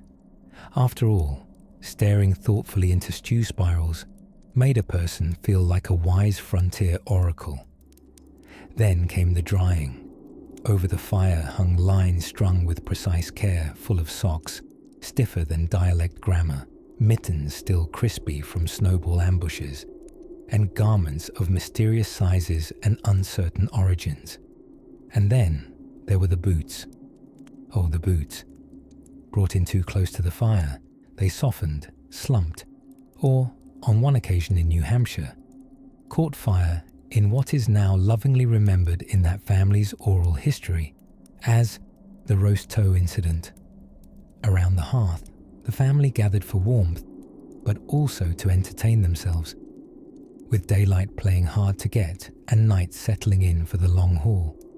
Minds turned to storytelling, and in a pre-Netflix world, stories were currency. Elders unspooled tales of blizzards past, weather so cruel it seemed personal. Someone always chimed in with a slightly exaggerated account. The snow reached the roof, which perhaps it had, of the chicken coop. Children stared with round eyes, clutching each other, like they might be sucked into the vortex of tall tales and seasonal exaggeration. Card games were played by candlelight, and knitting needles clicked like locusts the size of sled dogs. Socks, scarves, and woolen contraptions that might have been hats, or perhaps very complicated oven mitts, were produced in quiet, diligent rows. Even teenagers took up sewing or whittling in the deadlock of boredom, their youthful rebellion melting slightly under the weight of frostbite. There were moments, so rare they sparkled, that brought laughter powerful enough to outshine the fire. Someone would misplace the family cat under a quilt. Someone else would attempt frontier dance steps in an 8-foot room with 4-foot ceilings. Or a long-pondered joke would finally land, scratched onto birch bark and passed around like circulating currency of chuckles. In this great intimacy of winter warmth and wacky improvisation, frontier lives were preserved not just through kindling and kerosene, but through humor, habit, and the heroic act of simply enduring. Survival, it turns out, was part skill and part really good stew. Somewhere just beyond the walls, snow sighed softly against the logs, and the wind crooned lullabies only foxes understood. But inside, wrapped in wool, wrapped in each other's company, families breathed warmth into the very idea of winter, stringing light through darkness, ember by ember.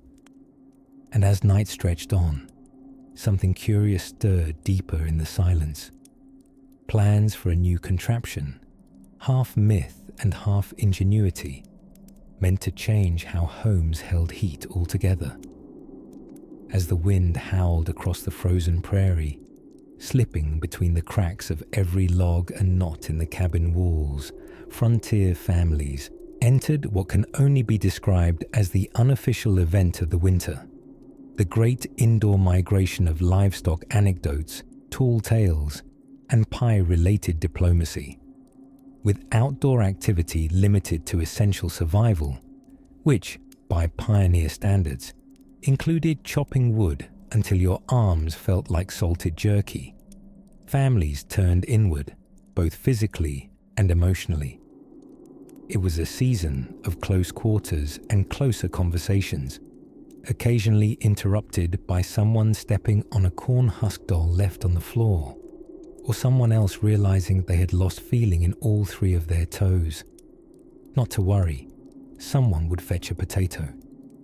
Potatoes were the duct tape of the frontier, used for cooking, insulating, absorbing door drafts, and even as crude foot warmers. Just boil, wrap in muslin, and deploy strategically. The average cabin on the American frontier in the 1800s hovered somewhere between pocket-sized and politely claustrophobic. A single-room home housed not only a family of anywhere from 4 to 10 humans, but also a rotating cast of chickens, unruly toddlers, and, if things got really cold, the family cow. Having a milk cow sharing your living quarters might sound adorable in theory. In practice, however, it meant that your dreams were frequently interrupted by snuffles and the occasional splash of something vaguely warm and unwelcome hitting your foot in the dark.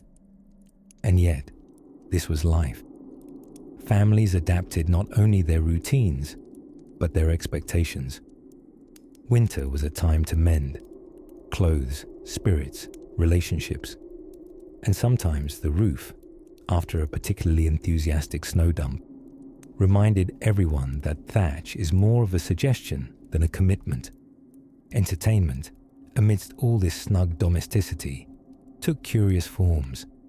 There were storytelling sessions so long they turned into multi-day affairs, usually ending when someone snored too loudly or mistook a cat for a pillow and got scratched awake. There were also homegrown plays, shadow puppet, performances, and even dramatic readings of seed catalogue descriptions. "Listen to this one," someone might say, squinting into a firelit page. "Cabbage, resilient, hearty, and grown to feed legions." That's drama right there. Board games, as we know them, were rare, though enterprising children did concoct elaborate games using kernels of corn, buttons, chisels, and a deeply suspect understanding of rules. Button toss might involve flinging said button at a knothole while shouting the name of your least favourite chore. Another, more obscure winter ritual was sock racing, in which siblings converted the icy cabin floor into a makeshift speedway. Accidents were frequent, injuries were exaggerated, laughs were sincere. The deeper the snow piled up outside, the more the days lost their edges. Time melted into one long, slow swirl of stews, quiet knitting, and breath-fogged window panes. Meals leaned into whatever was left in storage. Dried beans, salt pork, and the memories of carrots long since eaten. Winter was not glamorous, but it was togetherness seasoned with necessity, flavoured with a pinch of laughter, and always served hot. Fireplaces, of course, were the hearth and heart of the home, though not quite the constant cosy glow popular nostalgia might suggest. Fires needed coaxing, encouragement, and a willingness to sit beside them in layers, like an onion on its third espresso. The Smart families made bricks of dried cow dung in the summer, stacked neatly for the lean, burning months ahead. This earned the frontiers people an enviable reputation. Warm, well-fed, and just faintly smoky. Nighttime brought its own challenges. Beds groaned under layers of homemade quilts, often stitched not just with thread, but with shared stories told as fingers worked under candlelight. Children huddled together like puppies, soaking up warmth and occasionally each other's feet. The grown-ups would hold their hands out to feel the hearth one last time before dousing the lamp, offering whispered goodnights like tiny spells cast across the dark. And as the fire died down and frost crept across the inside of the windows, there was a particular silence, a silence that held not emptiness but resilience. Yes, winter was long, yes, it was cold, but it was also full of presence, and a sort of stillness that felt a little like peace. Outside, invisible in the black velvet night, snow continued to fall, and inside, under patched quilts and potato-foot warmers, children dreamed of spring, barns, and maybe, just maybe, a fresh pie. Now, speaking of pies, the only thing more competitive than frontier quilting was what happened when the last jar of molasses was at stake. As December deepened and the sun began its habit of showing up late and leaving rude and early, pioneer families turned their focus inward, quite literally. Call it a seasonal nesting instinct, or call it adult hide-and-seek from frostbite. But life in a frontier cabin during winter became a slow-motion ballet of creative survival and surprisingly snug companionship. Between the ever-creaking walls of rough-hewn log homes, covered with a chinking mixture that was 1 part mud, 1 part hope, and 1 part chicken gossip, whole households bundled up against the cold. Insulation was less a matter of architecture and more a matter of wardrobe. It wasn't uncommon to sleep in 3 shirts, 2 pairs of socks, and, if you were really classy, someone else's wool mittens on your feet. Keeping warm wasn't as simple as tossing another log on the fire. No, firewood was a precious currency, one you usually chopped yourself, in winds that made your ears seriously reconsider their loyalty to your face. So families rationed the flames. The stove was the heartbeat of the home, not so much roaring as consistently murmuring, like a bored librarian giving a lecture on boiling water. In the mornings, the first person to get out from under the covers, often the father, and always with a dramatic sigh, was granted the noble and chilly task of rekindling the fire. They'd shuffle toward the iron stove with the grim understanding of their mission, to defeat the frozen air with matches reluctant to spark and logs that questioned their very identity as burnable material. Oddly enough, despite, or perhaps because of the cold, winter was a time of connection. Evenings were flush with stories, shared under patchwork quilts so heavy they could reasonably be considered small, decorative anvils. These tales were handed down across generations, shaped by truth, exaggeration, and how much tea Aunt Hester had that night. There were legends of bears spotted near the river, neighbors who once carved an entire canoe with a butter knife, and, of course, elaborate ghost stories that caused quite a few regrettable bathroom trips at 3 a.m. And let's not forget the side hustle of frontier winter, indoor crafts. With daylight scarce and snow ever present, hands that weren't chopping wood were usually busy knitting mittens, darning socks, or inventing entirely new forms of embroidery due to sheer boredom. Children carved toys out of spare wood, or, if their parents were very progressive, played with dolls made of dried corn husks, which, admittedly, sound creepy until you realize Barbie also doesn't have emotions or a skeleton. Food was a lesson in both creativity and gratitude. What had been preserved in the fall, root vegetables, dried beans, smoked meats, jars of jam, became hearty meals cooked low and slow. Think of it as pioneer sous vide, with less technology and more soot. The scent of boiled parsnips might not send your modern olfactory nerves into rapture, but to the folks huddled nearby, it was sheer poetry. Boredom was as familiar a visitor as the snowdrifts piling up outside. And so, time was passed with music, played on a fiddle if you had one, or whistled if you didn't. The family Bible wasn't just a spiritual guide. It doubled as a reading lesson, a sermon, and a source of scandalous genealogical fact checks. Even courting didn't stop during these icy months, though it did slow dramatically and involve a lot more blankets. Young folks would schedule what's hilariously known as a bundling visit, wherein a courting pair would visit under layered supervision and even more layered wool. One such date reportedly ended with the couple agreeing to marry, mostly because it was warmer than continuing to talk under 6 pounds of quilt alone. Night fell quickly in those days, as if the sky itself had a curfew, and so the family would gather close, tucked in tight on straw mattresses and feather beds. The children usually piled into one like kittens, the adults sometimes listening to the final crackles of the fire, sometimes speaking softly, and sometimes simply allowing the silence to settle like snow upon everything.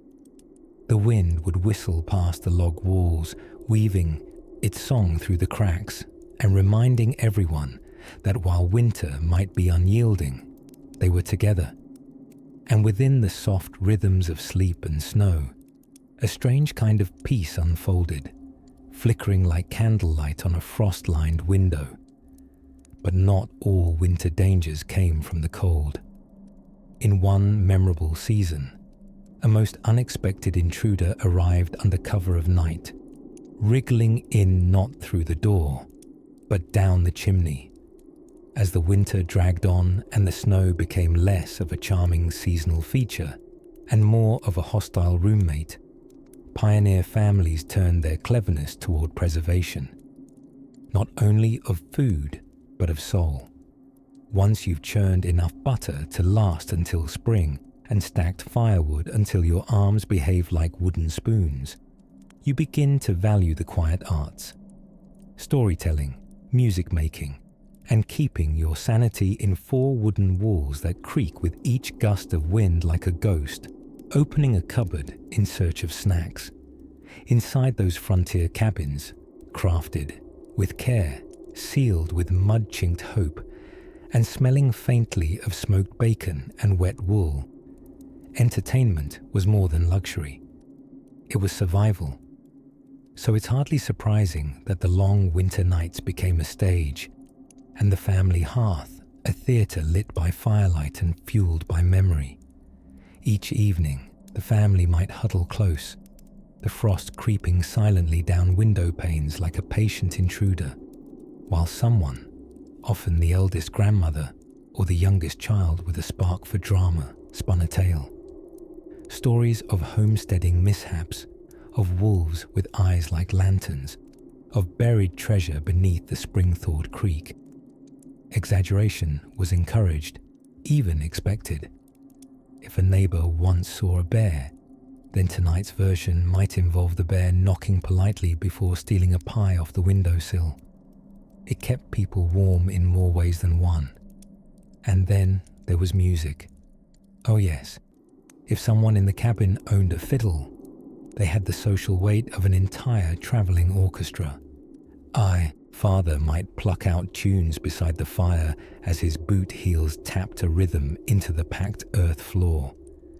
A mother might hum an old-world lullaby, her voice so soft it floated with the chimney smoke into the quiet whiteness outside.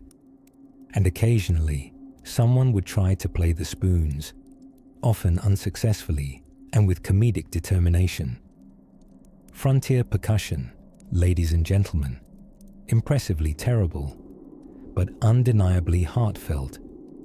Children played games too, but not with blinking plastic devices or battery-operated squawking frogs. No, their games involved imagination, threadbare dolls that had names far grander than their stitching deserved, wooden animals carved from leftover kindling, and guessing games that sometimes devolved into gentle tickling fits, inevitably followed by cautionary tales about the dangers of roughhousing too close to the stove. No child wished to be the cautionary example of that one boy from back east who got a stove-burned backside after pretending to be a buffalo indoors. Even reading aloud became a precious communal ritual, and if your cabin was lucky enough to own a Bible, a Shakespeare, or somehow both, then you had yourself spiritually and theatrically covered. Children fell asleep to psalms and soliloquies delivered in heartfelt, if inconsistent, accents, and while some words like thine and wherefore went misunderstood, they soaked warmly into the dreams of listeners like a poem poured into cocoa.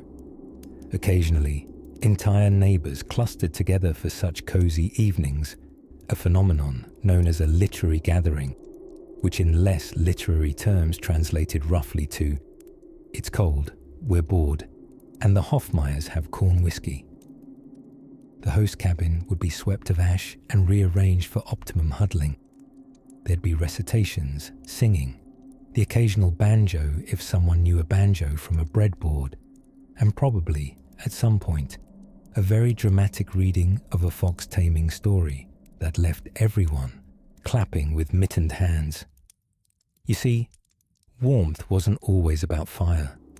It was found in laughter, in the familiarity of voices, in the knowledge that even with the winds howling and the snow threatening to bury your very existence, someone was willing to play the fiddle slightly out of tune just to make you smile.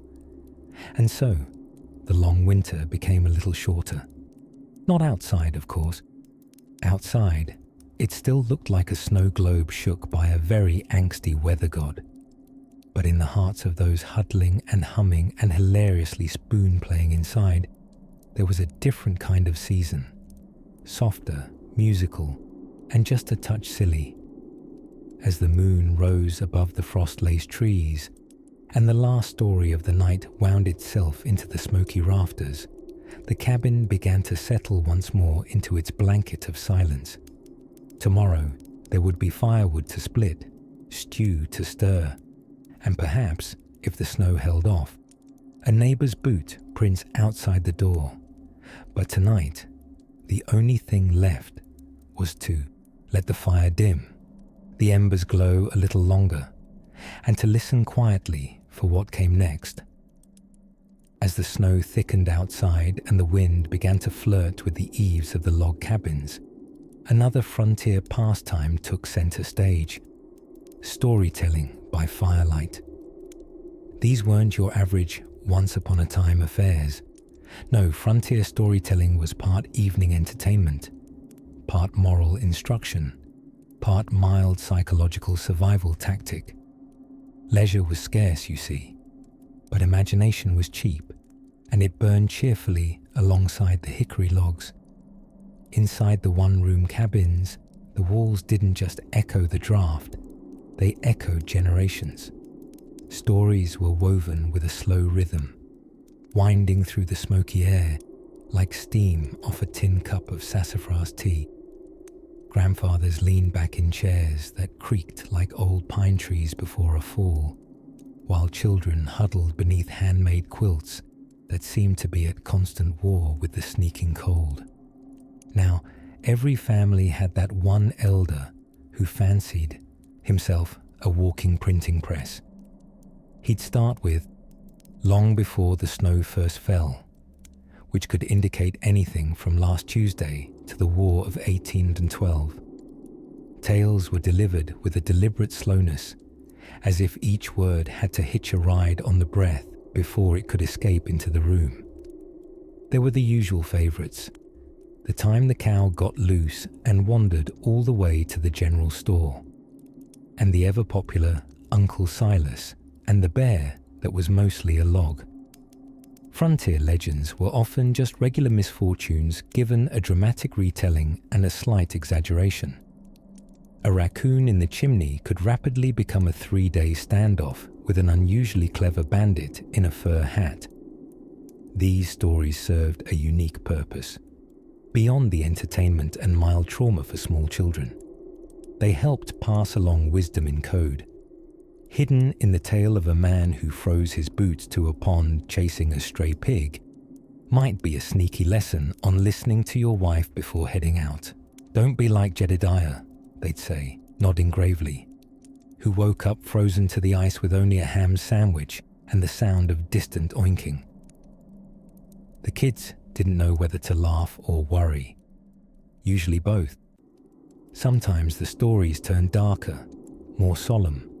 Less chuckles, more wisdom. There were tales of famine winters, of neighbours who'd lost too much too quickly. These accounts were spoken with quieter voices and longer silences between sentences, like drifting snow filling the cracks in a window pane. Even in the midst of warmth and candlelight, the past had a way of sitting at the table too. But not all stories came from the old folks. Children too told tales.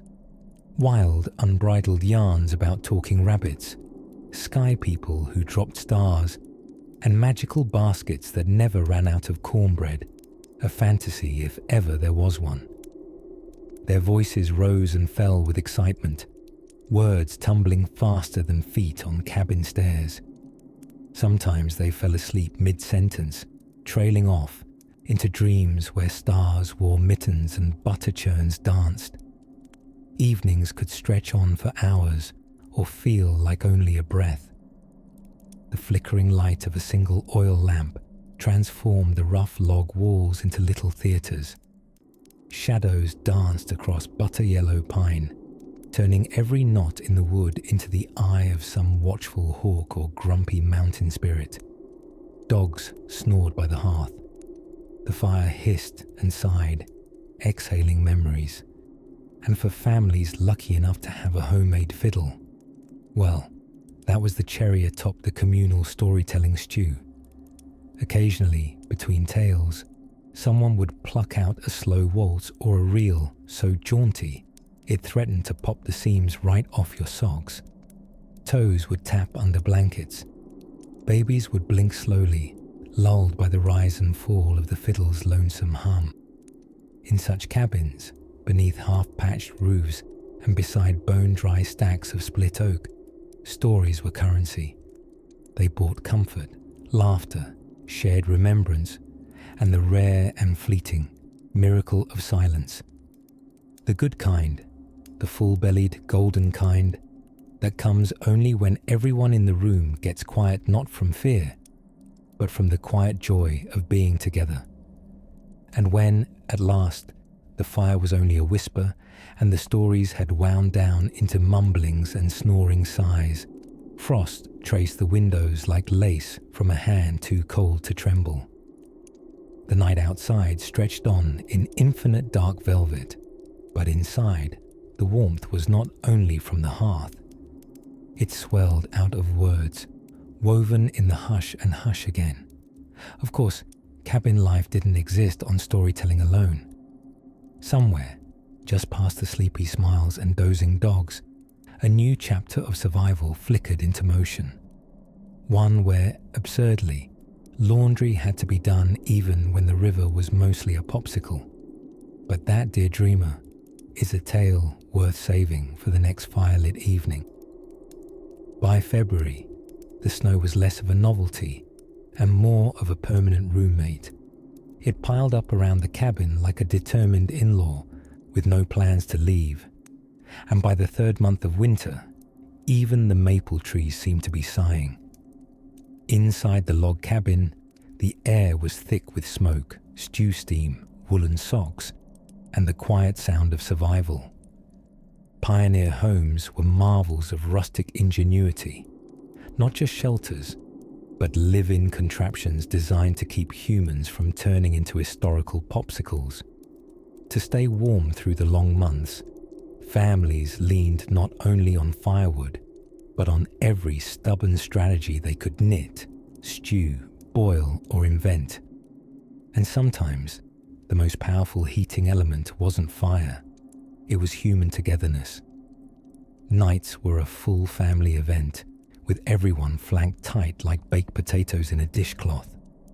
Sleeping arrangements morphed into heat conservation strategies.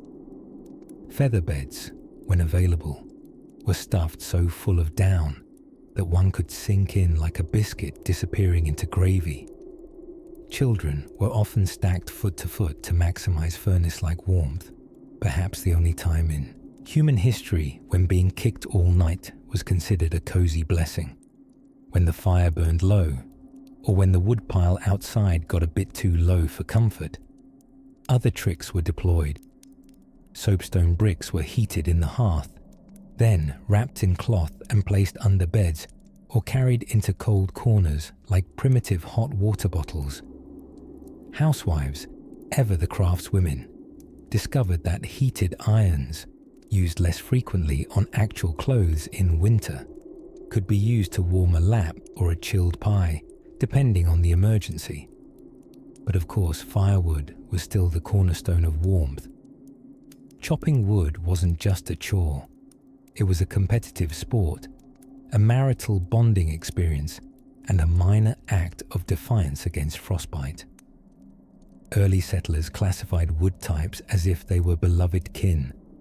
Hickory for high heat, oak for long burns, pine for kindling, and green wood. Well, green wood was for when you were desperate or had poor judgment. Each log told a story, especially the ones hidden under snow like shy woodland tortoises. Retrieving them involved shoveling, sniffing, and occasionally bribing your teenage son, who had developed a sudden philosophical hatred of chores. Of course, no one chopped wood better than Grandpa Ezekiel, whose beard was rumored to be older than some states. He claimed to predict the weather by the itch in his kneecaps and the direction the chickens turned their featherless behinds. He also swore by burying his boots in warm ashes overnight so they'd be pre-warmed for toe-joy come morning. Dubious, perhaps, but few could argue with his comfort or his particularly smug winter whistle on chilly mornings. In the most biting stretches of February, the family would sometimes seal off parts of the house entirely, closing interior doors and hanging blankets to trap heat like candlelight in a mason jar. It was frontier zoning regulations at their coziest. Cooking also doubled as climate control. Simmering pots of beans or stews weren't just for nutrition. They sent clouds of moist heat drifting ceilingward. Baking bread heated the hearth and probably the neighborhood's collective morale as well. Incidentally, sourdough starters kept alive on shelves near the fire became family heirlooms, sometimes named, occasionally sung to, and rarely understood by anyone but Grandma. By lamplight, evenings were passed mending clothes, reading scripture, and pretending not to notice that everyone was still wearing socks knit 3 years ago, now featuring a constellation of toe holes. Conversation drifted lazily between weather predictions and dreams of spring, while everyone took turns pretending the hoot of an owl outside didn't sound like it was laughing at their insulation. And somewhere, underneath quilts upon quilts, stitched from old trousers, flour sacks, and lovingly hoarded fabric, there might be the gentle sound of a fiddle winding down, or a baby gurgling softly, or simply breath after breath, exhaling mist into the hearth-lit dark, reminding everyone that, miraculously, they were still warm, still home. And just beyond the light's edge, the wind continued its ancient mission to get into places it didn't belong, one determined flurry at a time.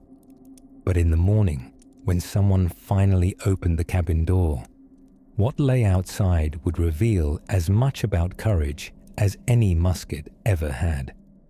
The hardest won luxury of winter on the frontier was boredom. In an era when survival often felt like an unpaid full-time job with no benefits, and a dress code that included raccoon fur, the moments that dragged, that lagged, that plopped themselves down with the sighing weight of nothing-to-do-ness, well, those were some of the true triumphs. And by late winter, once the firewood was chopped, the food properly rationed, and no one had accidentally frozen their moustache to the water bucket, pioneer families finally had space to exhale, or at least to not constantly inhale with sheer panic. These months, cold as a miser's heart, and just as stingy with sunlight, were often spent in stasis, and when people stop moving, they start inventing. This, dear listener, is how some of history's most unintentionally hilarious pastimes were born. Let us begin with the art of shadow puppets. You may think of this practice as a quiet game for children, a gentle pastime by candlelight. On the frontier, however, it could get surprisingly competitive. With long evenings and no Netflix, casting silhouettes against log cabin walls became a sort of avant-garde theatre. A particularly talented grandparent could whip out a perfect shadow owl faster than you could say, "I think the potatoes are turning." Some families even had characters and plot lines, epics told entirely through the medium of hands, third-degree wrist cramps, and the fragile dance of flame and imagination. Then there was the journal. Oh, the winter journal. Part therapy, part survival log, and part, well, passive-aggressive weather complaints. Many settlers filled pages with line after line of cabin fever and creative spelling. Consider this unedited excerpt from one John S. Pardee of Wisconsin Territory, dated January 1846. Snow wind howl tree break, wife bake shoe, dog stare long, It's not exactly Walt Whitman, but it does have a certain poetic despair to it, don't you think? These journals were intensely personal, sometimes humorously bleak. They taught us not just what pioneers ate or feared, but how they coped. One New Englander wrote daily haikus about the weather, apparently unaware that haikus were a Japanese form of poetry. Another family composed indoor scavenger hunts using clues like "Find the spoon that disappeared during the bean incident of Tuesday." You know, just your average 1800s game night.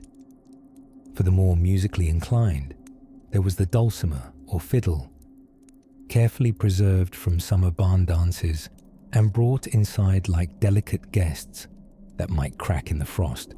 Musical evenings served nearly every purpose: entertainment, emotional therapy, and noise-based pest control. Mice, it turns out, are not particularly fond of harmonicas.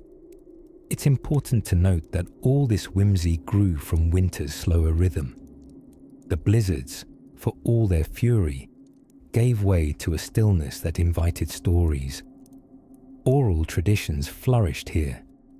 Uncles with dramatic eyebrows and suspiciously long thumbs could launch into 3-hour retellings of events that may or may not have happened, but definitely included a bear. Each winter, the same stories grew hairier, more melodramatic. By the time the snow thawed, a simple fishing mishap had turned into a biblical epic of trout betrayal and icy redemption. And so, through shadows and fiddles, journaling and spontaneous fiction, the human spirit stretched itself in the dark months. Because when the land outside sleeps under a heavy quilt of snow, it is inside where the color lives.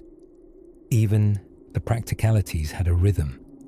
Mittens were mended, feathers restuffed into pillows, and if someone was particularly lucky, someone might manage to knit exactly 1.5 socks before the spring melt and subsequent stampede of mud interrupted the whole operation. And as families huddled near the fire, inhaling the scent of drying herbs and maybe just a whiff of cooked turnip that someone really ought to have taken off the stove an hour ago, there came that rarest gift of all in any age: time. Time to let the mind wander, to hope, to sigh, and to wonder what mischief spring might bring. But we're not there quite yet, are we? No, there's still a chapter of winter left to wander, where nature stirs gently in the frost, and pioneer hearts begin to dream of a thaw not quite here. So go ahead, lean back, feel the hush settle in again, and let's wander a little deeper next time, just before the ice begins to crack, by late January, under a sky the color of tin and snow, so thick it swallowed up the edges of the world. The pioneers had settled into their winter rhythm, an odd mix of routine, improvisation, and sheer survival theater. The wind might howl like a pack of angry preachers, and the walls might creak in protest like a violin played by someone with oven mitts, but inside, life thumped steadily along in a minor key of comfort. In most cabins, warmth no longer came just from the fire. It came from knowing how not to let it go. Windows, such as they were, had been stuffed with rags dipped in animal fat or lined with grease paper, giving them a delightful waxy glow, like being trapped inside a candle. The firewood stack, lovingly tended like a beloved but cranky uncle, was a constant reminder of daily triumphs. Each log added meant one more evening not spent shivering under every quilt, coat, and half-damp pelt in the house. Children became experts at turning scarcity into sport. Little ones took to hopping from one braided rag rug to another, like it was a lava game. Only the lava was frostbite, and the rugs were slightly less itchy remnants of shirts long outgrown. Older children, often tasked with keeping the fire alive while parents braved the barn or trudged out to check the traps, learned the sacred art of log stacking geometry, A triangle here, a square there. A band from the house teepee method when feeling rebellious. Food had shifted seasons too. Gone were the fresh apples of late autumn or the fleeting crunch of a green turnip. Winter fare meant stews that whispered stories with every bite. Root vegetables dancing with salt pork in bubbling cauldrons, and cornbread so dry it could double as coasters, but still made your belly sing folk tunes of gratitude. The vinegar barrel in the corner gave off a smell that cleared sinuses and doubts, and the dried beans waited patiently, like little sleeping elders. For the moment, they'd be reborn in a pot with something smoky and sacred. And then there were the sounds, the subtle symphony of winter domestic life, the rhythmic clicking of knitting needles, a kind of maternal Morse code, the soft swish of broom straw against the floor, clearing away crumbs and cold as if both were equally offensive. The occasional thump of someone slipping on the packed snow just outside the door, usually followed by a muffled chuckle and what pioneers called frontier language. Evenings were somehow both the busiest and the stillest parts of the day. As dusk yawned across the horizon by 4 o'clock, families gathered near the hearth like planets around a fiery sun. Storytelling sparkled here, and even the driest family member became a bard under the right lighting and enough dried apple slices. Tales of narrow escapes from wolves, near-death snowshoe journeys, or the mythical neighbor who'd once seen a train, drifted around the room, sometimes growing more embellished under the influence of syrupy tea or sheer boredom. Old almanacs were read, aloud with dramatic flair, not because anyone really needed to know how to predict frost using moonlight and squirrel behavior, but because, frankly, what else was there to do? Scraps of plays, memorized Bible passages, and the occasional questionable joke about fur traders helped pass the time and warm the soul. The night stretched long, but so did the dreams. Some dreamed of spring and the whisper of green shoots underfoot. Others dreamed of bread that didn't taste faintly of pine smoke, or of a pair of boots that didn't belong to 3 previous family members, each with somewhat different feet. And yet, there was a dreamlike quality even to life inside those timbered walls, a sort of cozy endurance, polished by time and effort, wrapped in wool and lit by firelight. Somewhere, a dog snored, a rocking chair creaked. Outside, snowflakes landed silently, rewriting the landscape one delicate secret at a time. And indoors, as another log popped on the fire and someone adjusted their patched-up mittens with the seriousness of a congressman, the long winter rolled on gently, like a lullaby sung by the prairie itself. Soon, the days would lengthen by minutes here, seconds there. But before change comes, before the big thaw tiptoes in with all its muddy mischief, one last comfort must be tended to, like a final candle, ready to burn its light into the heart of memory. As the last embers of a frontier hearth flickered low, casting amber shadows across hand-hewn log walls, the quiet rhythm of winter settled in like an old, oversized quilt. Out on the prairie, snow hushed the world. No wind, no urgent necessity, just the slow, harmonious surrender of a family to the season's final spell, both fierce and forgiving. By late February, the walls breathed with the sighs of winter-weary settlers.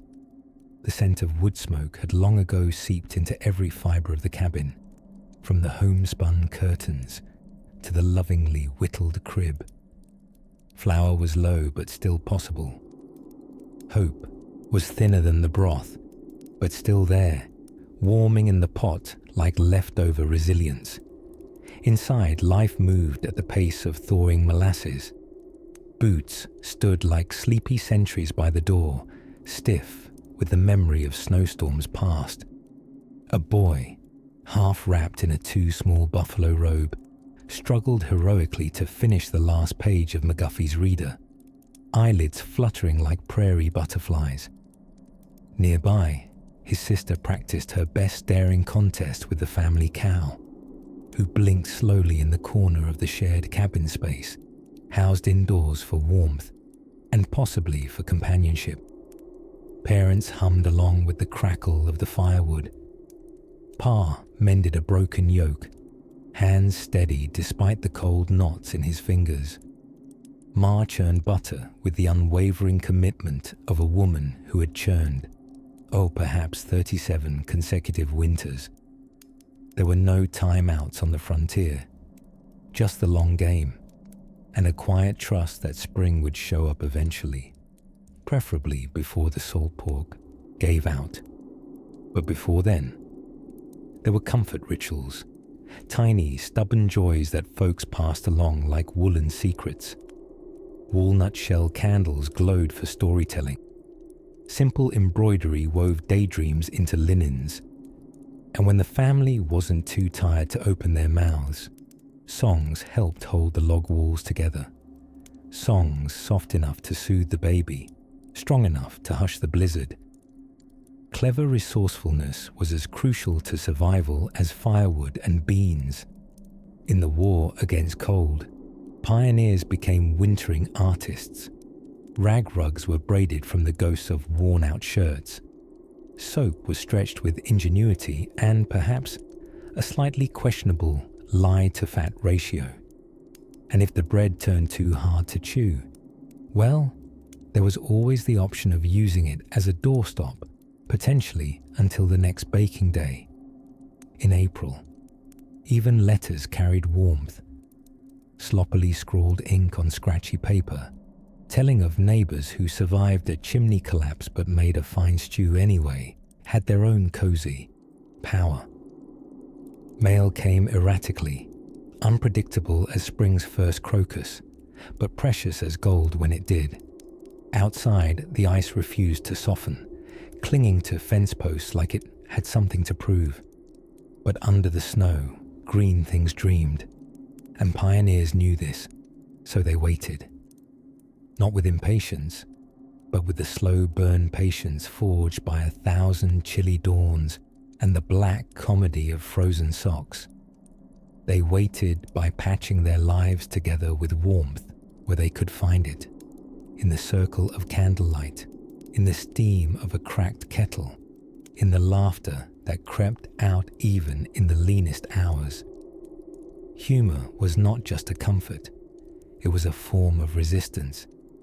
If you could still laugh at the way your boots froze upright if you slept too late, then winter hadn't won, and slowly the season began to loosen its grip. Ice wept under the eaves. The sun, less of a distant rumor now, slid over the horizon with the reluctant conviction of a person who'd hit snooze one too many times. A fresh breath tiptoed through the bare trees. The family stirred with it, carefully, sleepily.